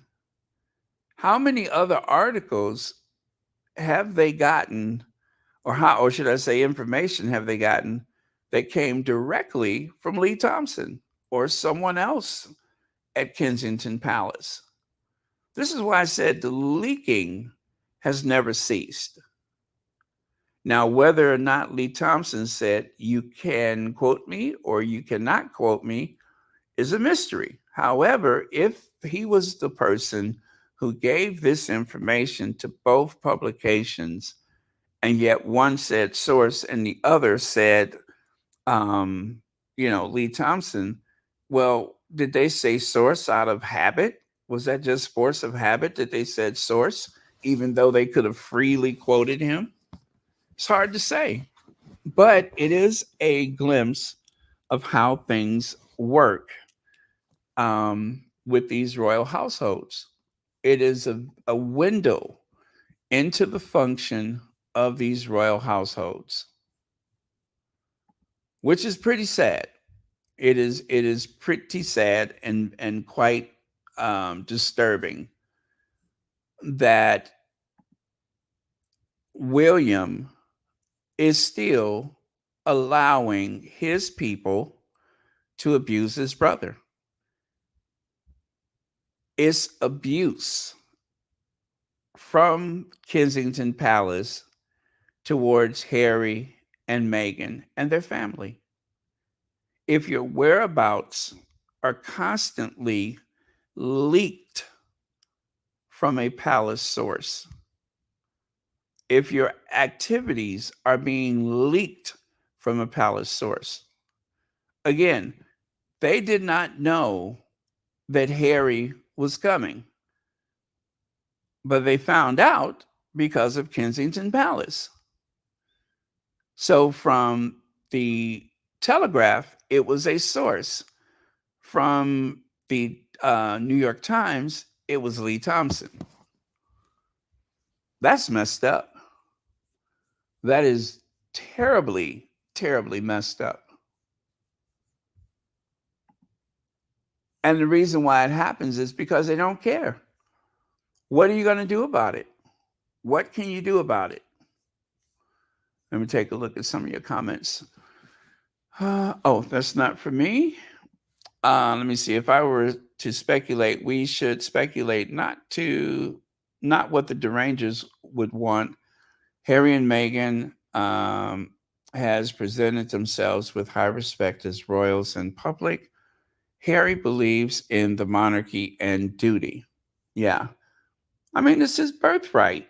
It's his birthright. And I don't want Harry to have to give up another anything.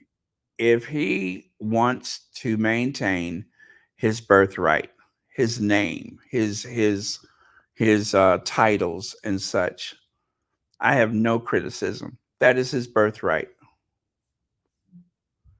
And I want him to get every possible something out of his name and his birthright. Let me see. They may be at a disadvantage, but all wrong will not go undone, Baron, because there is a God that is bigger than their haters. What is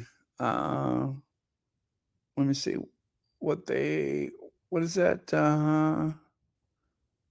Anyway, I understand what you're saying. Thank you so much for your comment.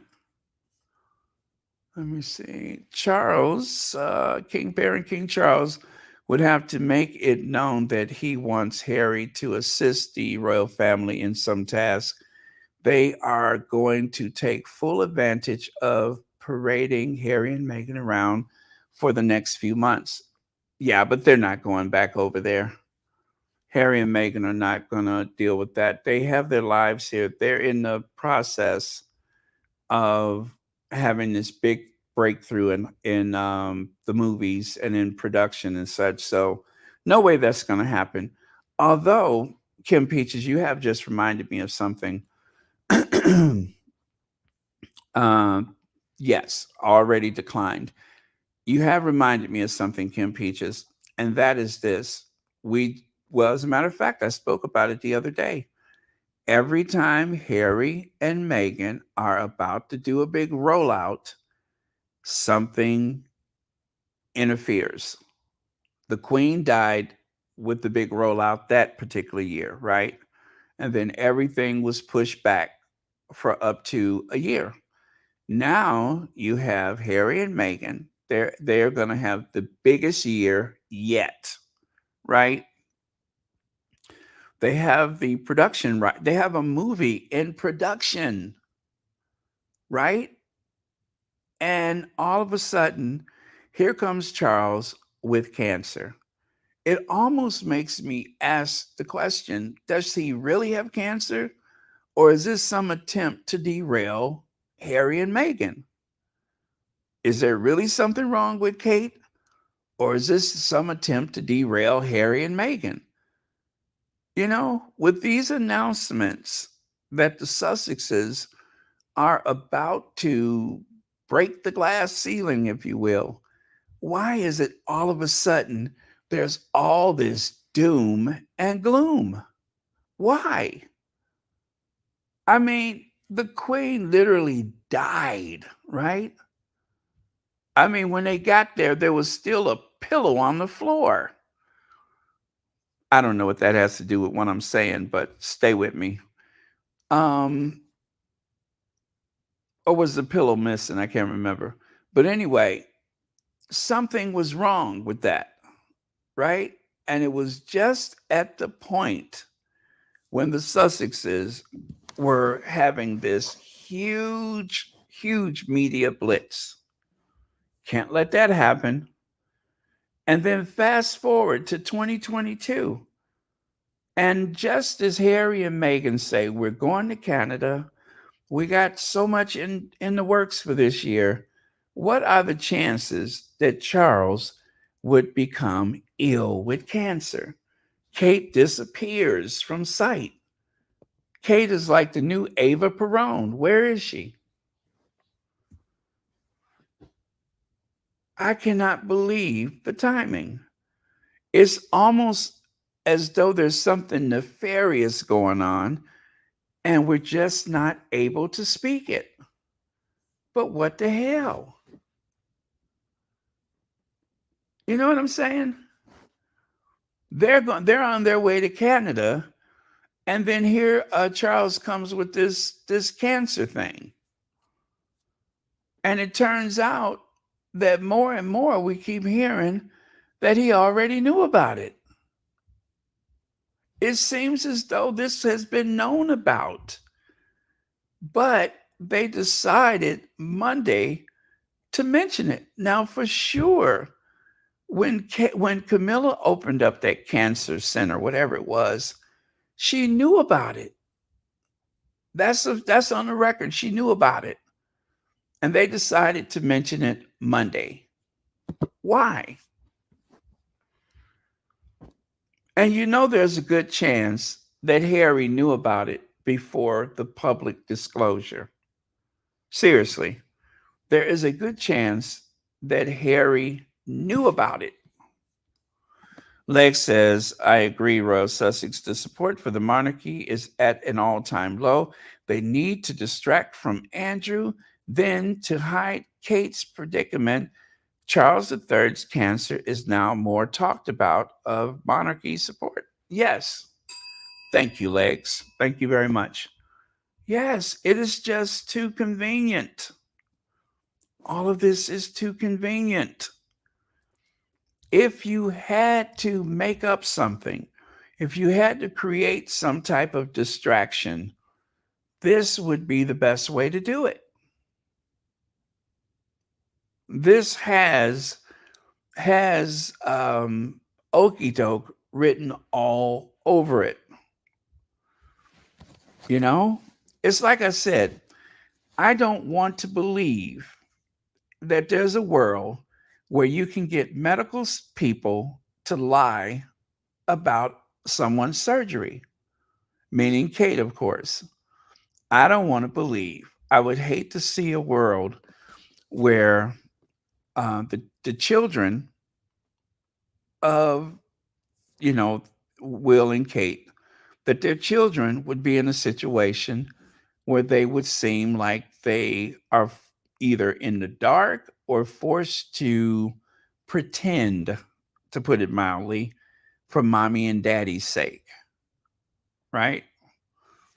Like they're being forced to be in a world of make-believe. I don't want to believe that they know that what they see on television does not align with what's happening in their home.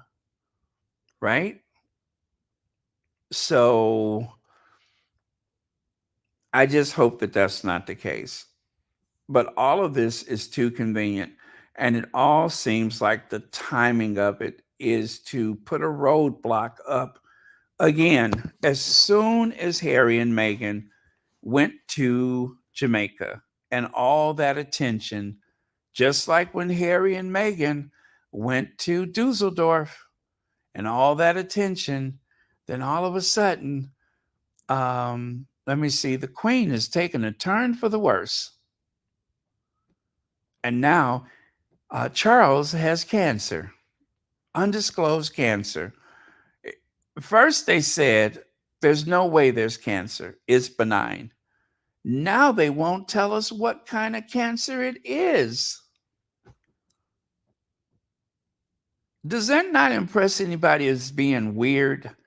That they have been fully disclosing and now they won't say. But Harry had to interrupt his planning for Canada to go look after his dad. Did Harry get there and realize that this is BS and got on the next plane possible?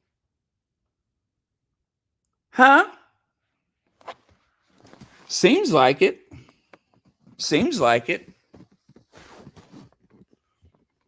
Tell you what, though, I don't trust those people. I don't trust those people. And that is why people are having so much trouble with this. This should be a no-brainer. We should not have to sit here and debate about what the meaning of this is and the meaning of that. It should be really cut and dry. Kate had this happen, and she's here and she's there, and that's the end of it. Charles, if it's nothing, it shouldn't have been brought up, because a prostate thing that is non-cancerous is rather routine. So why did they tell us about nothing, and then that nothing turned into something?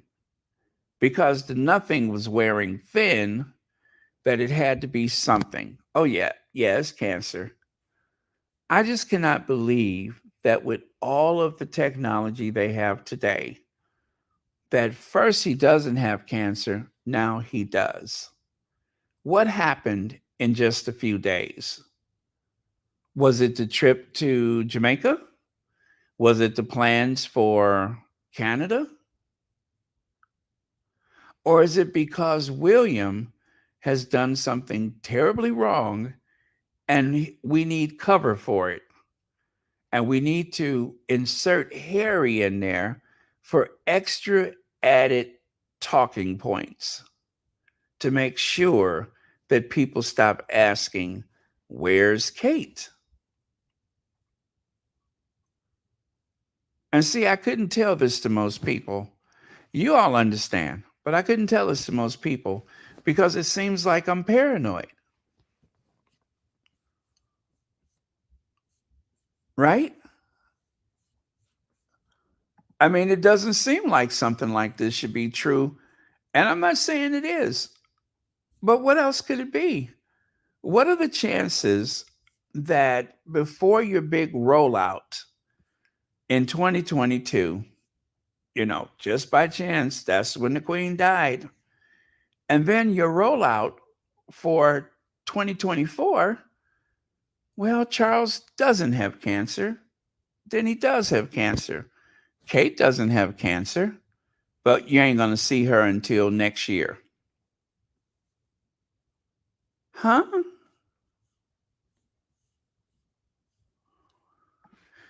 Helen Cole says, it's my feeling that Kate had to disappear out of the public sight to help remake her image, gain public sympathy, and hope to decrease her racist behavior. Charles is stable and he hope it will improve his status.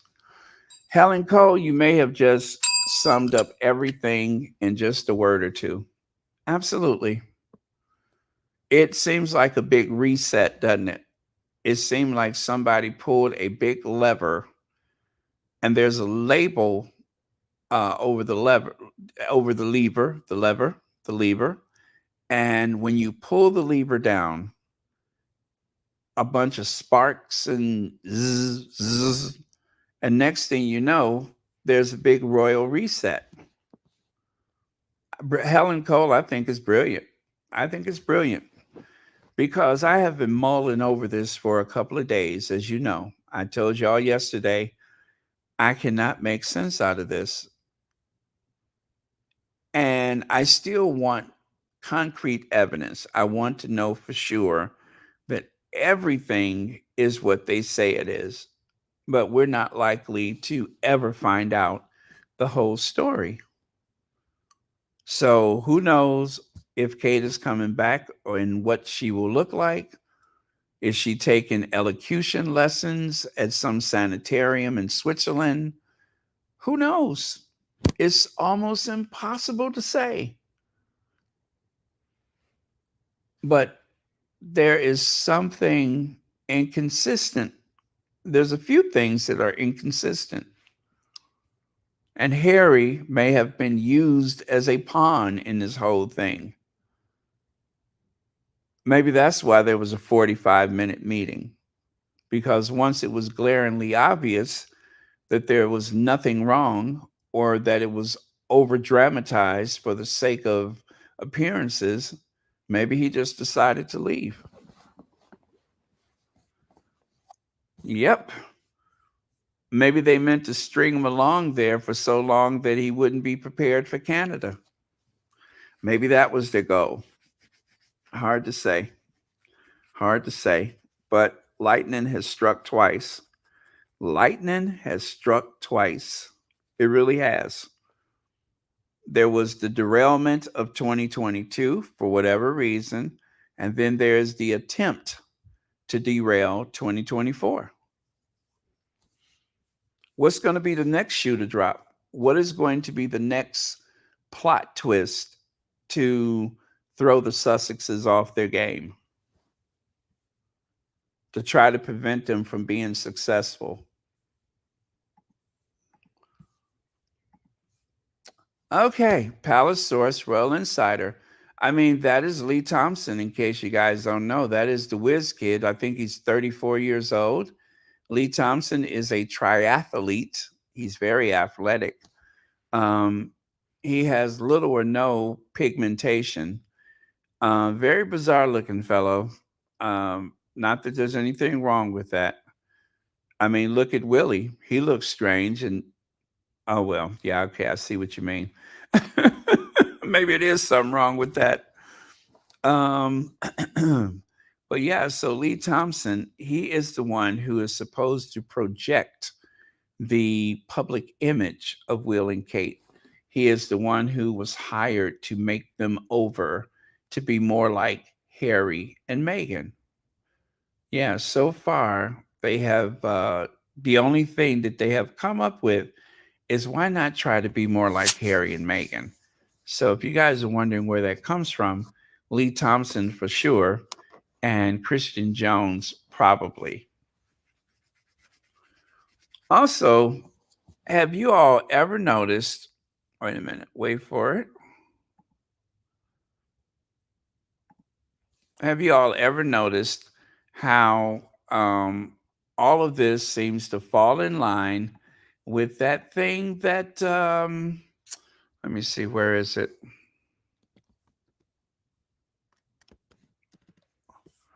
Remember that? Okay, here we go.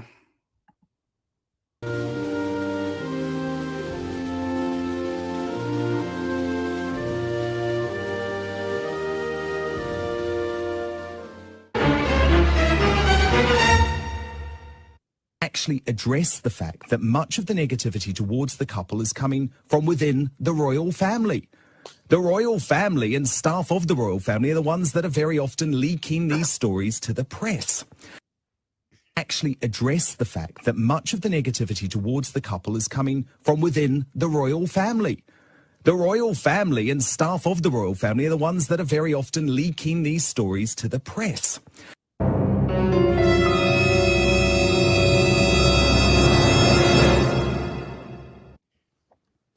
Yes, yes, the calls are coming from inside the house.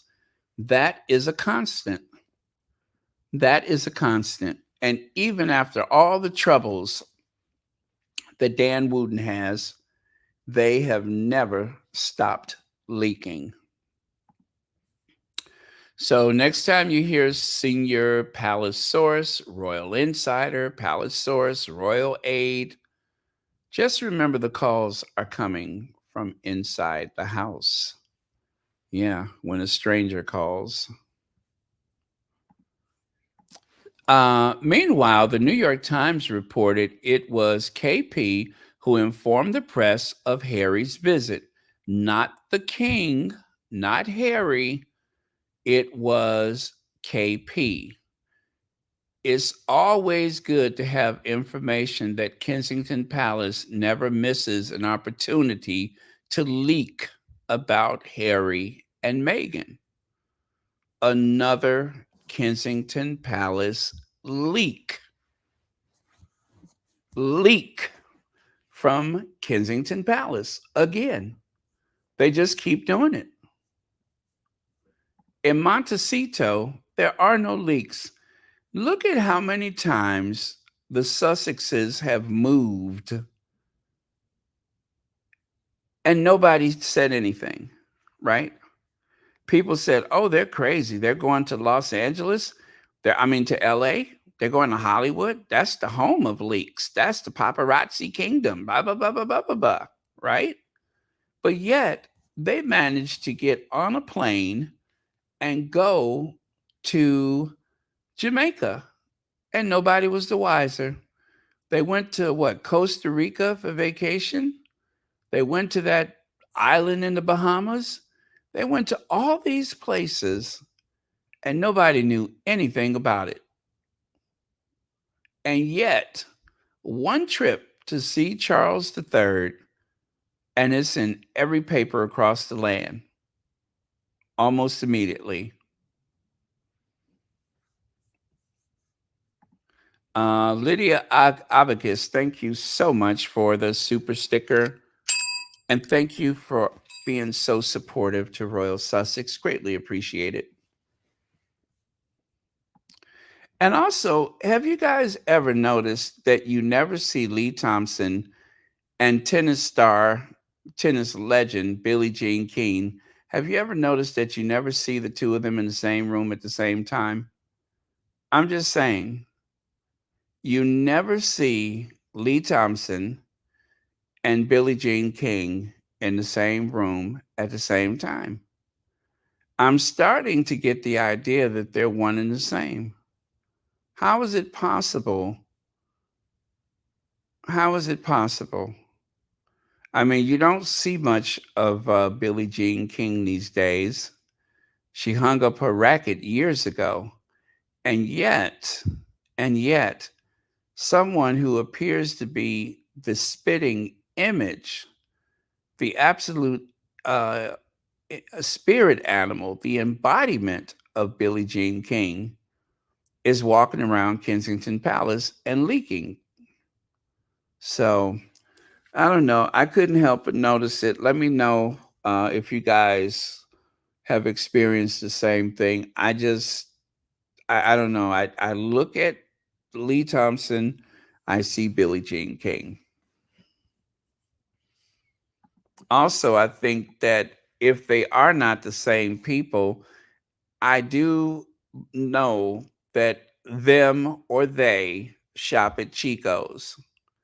Yes, there is a member of the Kensington Palace household staff and or director of communication, etc. And he, she, them, they shop at Chico's. I know a Chico's outfit. I know a Chico's outfit when I see it. Chico's. Lee Thompson shops at Chico's. And if that is Billie Jean King, she shops at Chico's too. Never miss an opportunity to visit Chico's and come out with a zippy new blazer. Kate Middleton's road to recovery could take up to 9 months. The road to recovery could be a long one for Princess of Wales, who recently returned home after undergoing abdominal surgery. Okay, notice the name James Sweetnam. Rebecca Russell and James Sweetnam for OK Magazine. And then over here, Birmingham Live, Kate Middleton recovery could take 9 months and is more complex than expected. Okay. James Sweetnam, Star Magazine. Kate Middleton issue health warning as road to recovery could take 9 months. And then they also partially credit this one. Kate Middleton's abdominal surgery recovery could take 9 months, says expert. Are they preparing us for something? Is this a warning that Kate Middleton, who hasn't been seen since Christmas Day 2023 may not be seen until what? August, September, October? Maybe not until 2025? Is that the warning? Is that what they're preparing us for? Is to assume that there will be no sightings of Kate Middleton for the rest of the year. It's like somebody's prepping the public for the inevitable.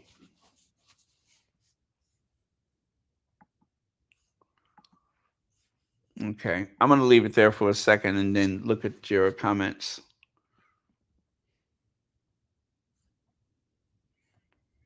Let me see.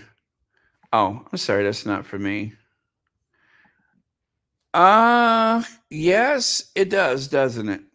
It does.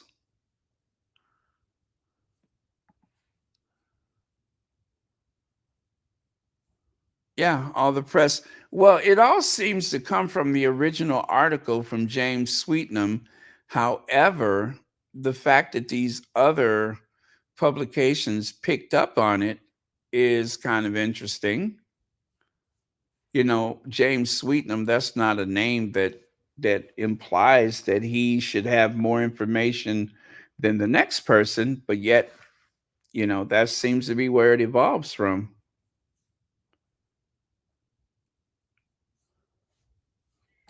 Yeah, you know, the 9 months did not escape my notice. Now, let's play with this for a minute. Did they say 9 months because they know that it has to do with a pregnancy and they can't say so? Or are they just saying 9 months because, you know, it's a long road to recovery? I mean, but when you say 9 months, most people instantly associate that with a pregnancy. So it is odd that they would just say 9 months, not an even number, just 9 months. That is odd. I have to admit, that is odd. You see what I mean? Just when you think that you got this thing figured out, they throw a curveball like this.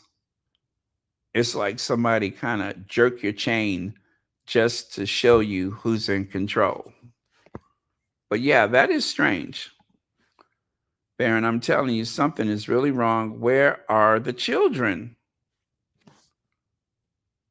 Ooh, you know, Lord, I hope ain't nothing wrong with those kids. I pray nothing is wrong with those kids. I do.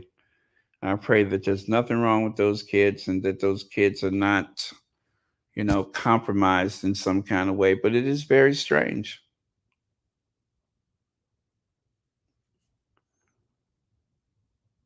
Oh, joy and more. That sounds wicked. I love it.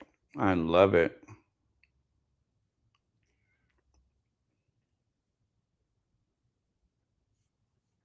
Yeah, saying 9 months. I mean, everybody who hears 9 months instantly are going to say pregnancy. Unless that is something that was deliberately put out there to throw people off track. That maybe they want people to think pregnancy. Okay, let's go on to something happier, shall we? Kingsley Benadir met lovely Meghan Markle and funny Prince Harry at the Bob Marley One Love premiere. The Duke and Duchess of Sussex made a surprise appearance at the film's Jamaica premiere last month and had a drink with the star afterwards. Kingsley Benadir recalls rubbing elbows with royalty at the January 23rd premiere of Bob Marley One Love. Weeks before the news broke that his father, Charles, has cancer, Prince Harry and Meghan Markle headed to the Caribbean for the movie world premiere in Kingston, Jamaica. Duke and Duchess of Sussex attended the event at the invitation of their friend, Brian Robbins, the president and CEO of Paramount Pictures and Nickelodeon, and his wife, Tracy James, and hung out with the film's stars following the premiere. We had a drink afterwards and we spent some time together. Benedier tells people, nice people. Harry's funny. Meghan was lovely. They were lovely, man. It was really nice to meet them and spend time with them. He continues, we spoke about music. We spoke about Bob. We spoke about the film. We spoke about life. As people previously reported, Meghan and Prince Harry are longtime fans of Bob Marley music, and his message, Bob Marley, One Love, tells the life story of Jamaican musician who urged peace and unity through his songs. He survived an assassination attempt in 1976, but ultimately died of cancer in 1981, age 36. Wow, there's that age again. There's a lot of people who doesn't ever make it past age 36. Is it 36 Club and the 27 Club? Famous people who died at age 36. Let me see. Bob Marley, Marilyn Monroe, Princess Diana, Young Dolph, Bray Wyatt, Catherine Parr, Queen Catherine Parr, Amaga, Big Hawk, Ada Lovelace, Brandon Asher. I don't know who this is. Phineas Cage, Johnny Appleford. Let me see. A lot of these people, I don't know who they are.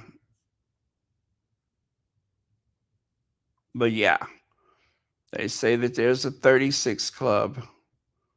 Don't want to be in, well, I'm already past that club. But yeah, that seems to be a thing. Okay, 27, Amy Winehouse, River Phoenix, and what's his name? Kurt Cobain, right? Yeah. I don't believe in that stuff. Just a bunch of coincidences. Okay, so as usual, Harry and Meghan are lovely people, and I always appreciate when someone, comes out and says something so supportive. Baron, no medical person has ever made a statement in person to the press. They can't without the permission of the patient or patient's family. All the conspiracy theories are giving me headaches. I understand, EB. I understand. I am just about at the end of my rope with this because it is just really, Martine, are you serious? I didn't know anything about it, so it just went past. Oh, okay. I have a 27-year-old coming up on their 27th year. Oh boy, should I worry? Anyway, there's our Sussexes in Jamaica, looking as delicious as a scoop of pralines and cream. Yep, looking as delicious as pralines and cream.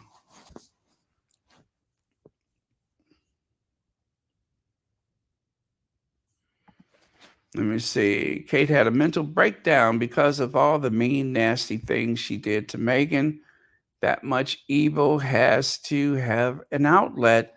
So she just snapped rather. They wouldn't hide a pregnancy. Yeah, Big Mama. Unless we need to have Maury Povich look into it. Unless we need Maury Povich to look into it. Okay, you guys, trigger warning. I have another soundbite. Trigger warning. Let me see, what slide am I on? Oh boy, I think I still got another 10 slides, you guys. I think I have another 10 slides. But trigger warning, trigger warning. About the difficulties of Harry and Meghan having a really successful American media life of the kind that they have. Okay, I'm sorry. I don't like the way that sounds. Let me do this. That sounds awful. You've spoken to us before about the difficulties of Harry and Meghan having a really successful American media life of the kind that they have imagined. It's not quite going as well as they'd hoped. So they, in a sense, need to plug back into the firm. And as you say, the firm, particularly with Kate out of action at the moment, is looking quite depleted.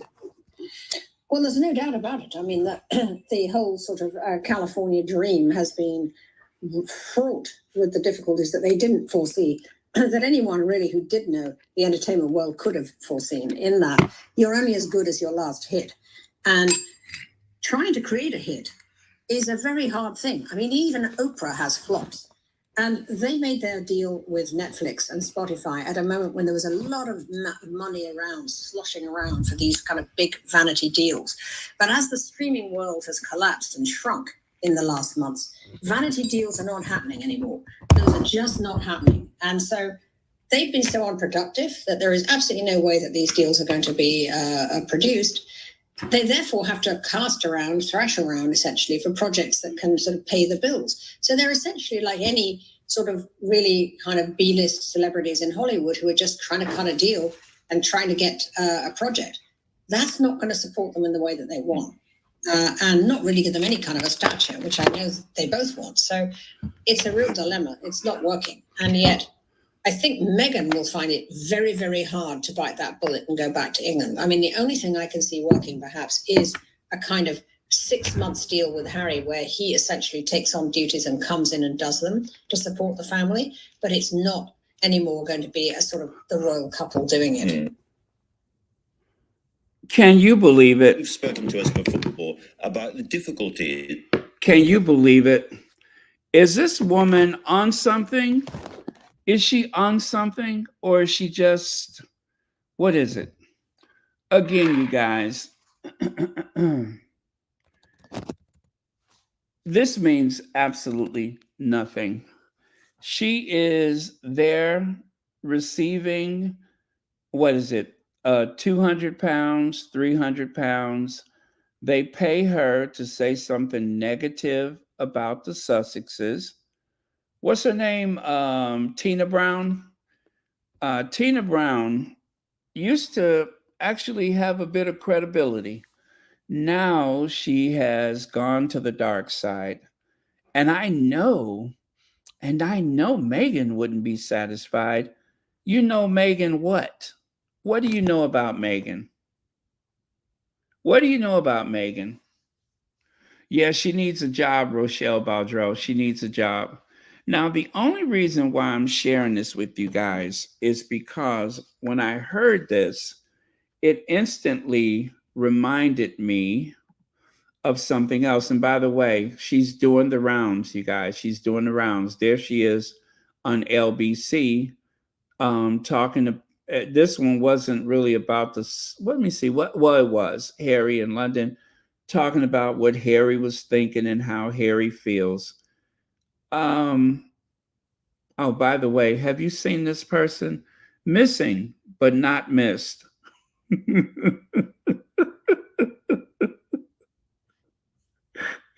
The Sussex squad is so shady. Missing, but not missed.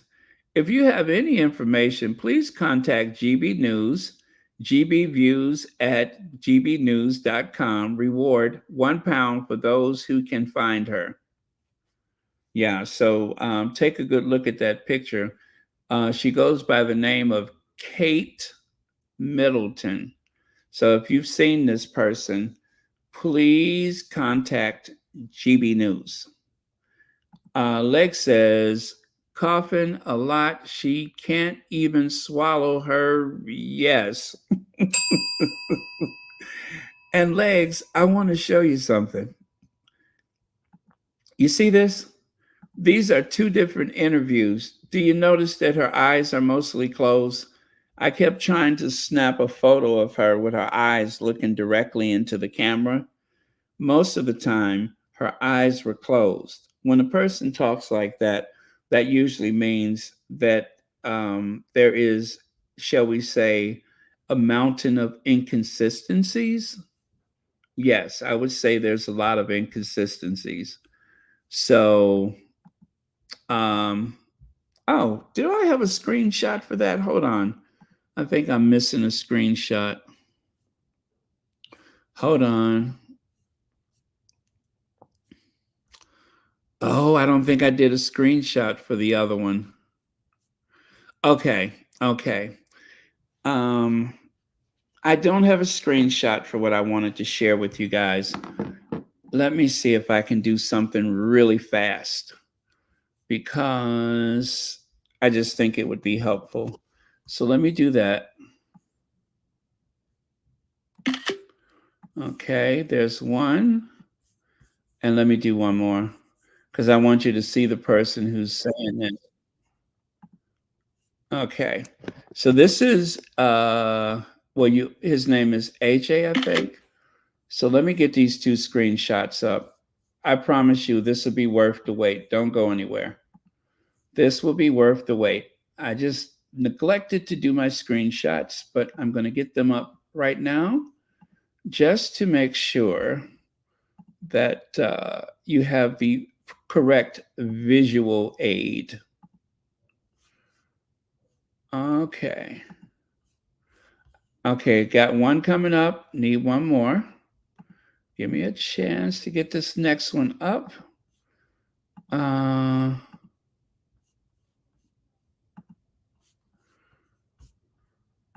Just as a visual cue.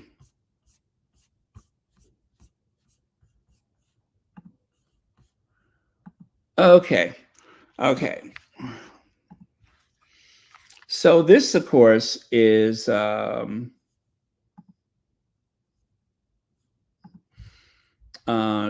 TV, right? Talk TV.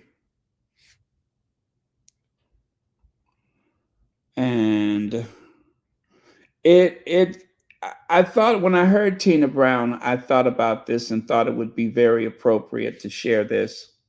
Tom Bauer, I'm glad it's not my accountant, because Tom, is a gifted biographer and all the rest of it. But Harry and Meghan are worth an absolute bomb. Yeah. So I don't think, even if they lost everything, and whether they deserve to, whatever the case, they've got a lot of money. So I don't think there's a problem in that respect. Yeah, they've got shed loads. Tom Bauer is clearly a man who just hates Meghan Markle. That's it. Yeah. I won't go as far as to call him a misogynist, because he's not mean to all women, just Meghan Markle. He knows clearly nothing about Hollywood. Stick to the royals, Tom, because you know nothing about how Hollywood works. Just because she's signed to a new agency, he thinks, wow, she should be working straight away. It's not how it works. Yeah. The biggest players in Hollywood do not work continually, flat out, non-stop. Actually, it's the people who are less successful who are trudging and trying to get everything they can. I'll just very quickly tell you a story. The most successful director of our time, Martin Scorsese, teams up with the most successful actor of our time, Leonardo DiCaprio. For The Wolf of Wall Street, one of the most successful biographies in history, they couldn't find any financing. Have you got the world's greatest director and the world's greatest actor in Hollywood?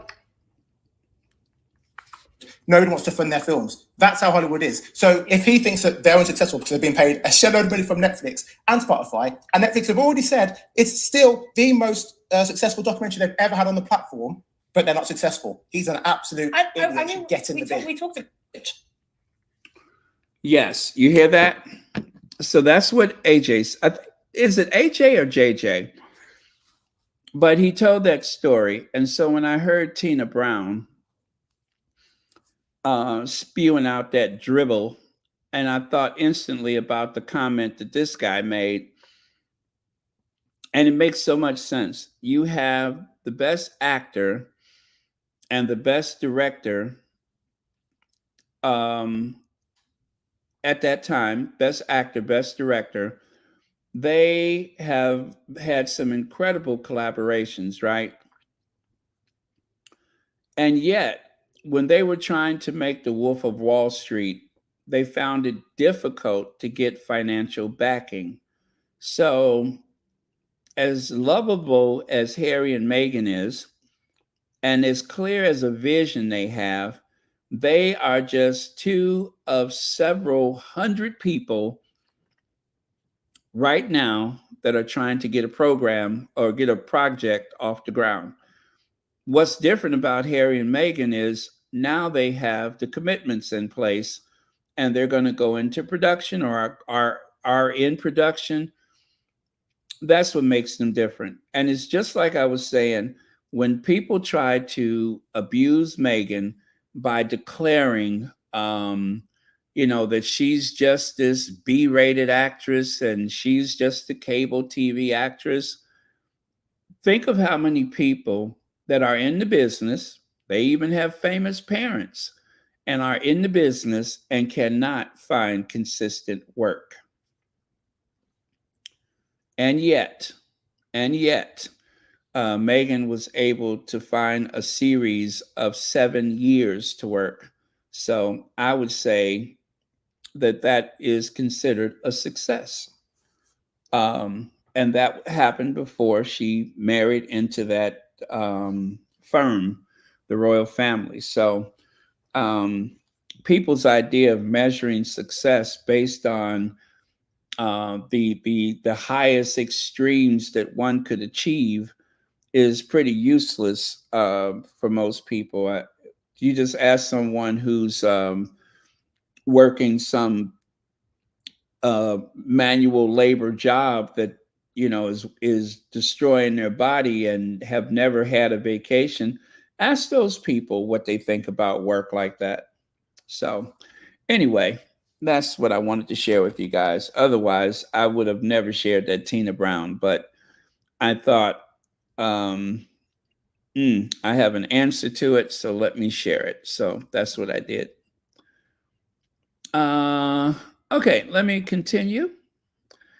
Didn't know it was going to be so much tonight, did you guys? Oh my goodness, what is that on the screen? I never saw that before. Check it out. Remember, do you guys recall Action Annie? You all recall Action Annie from yesterday? Well, check it out. Action Annie inherited that coat from her mother. Yes, that purple coat that Action Annie was wearing belonged to her mother, the Queen. Sure did. That was the Queen's coat. And Action Annie inherited the Queen's coat. And take a look here. There you can see it again. Action Annie unveiling the plaque side by side with a picture of the Queen. Lovely.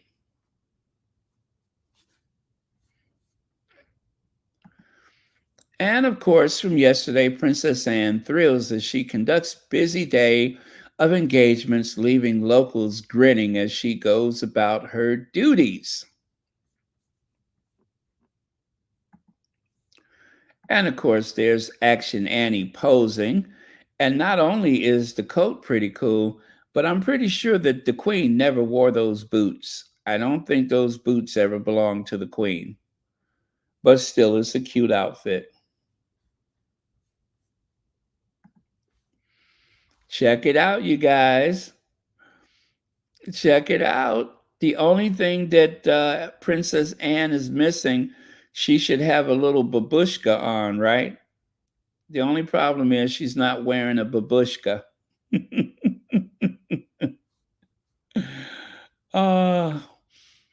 I used to work with a lot of Polish people. That's how I learned babushka.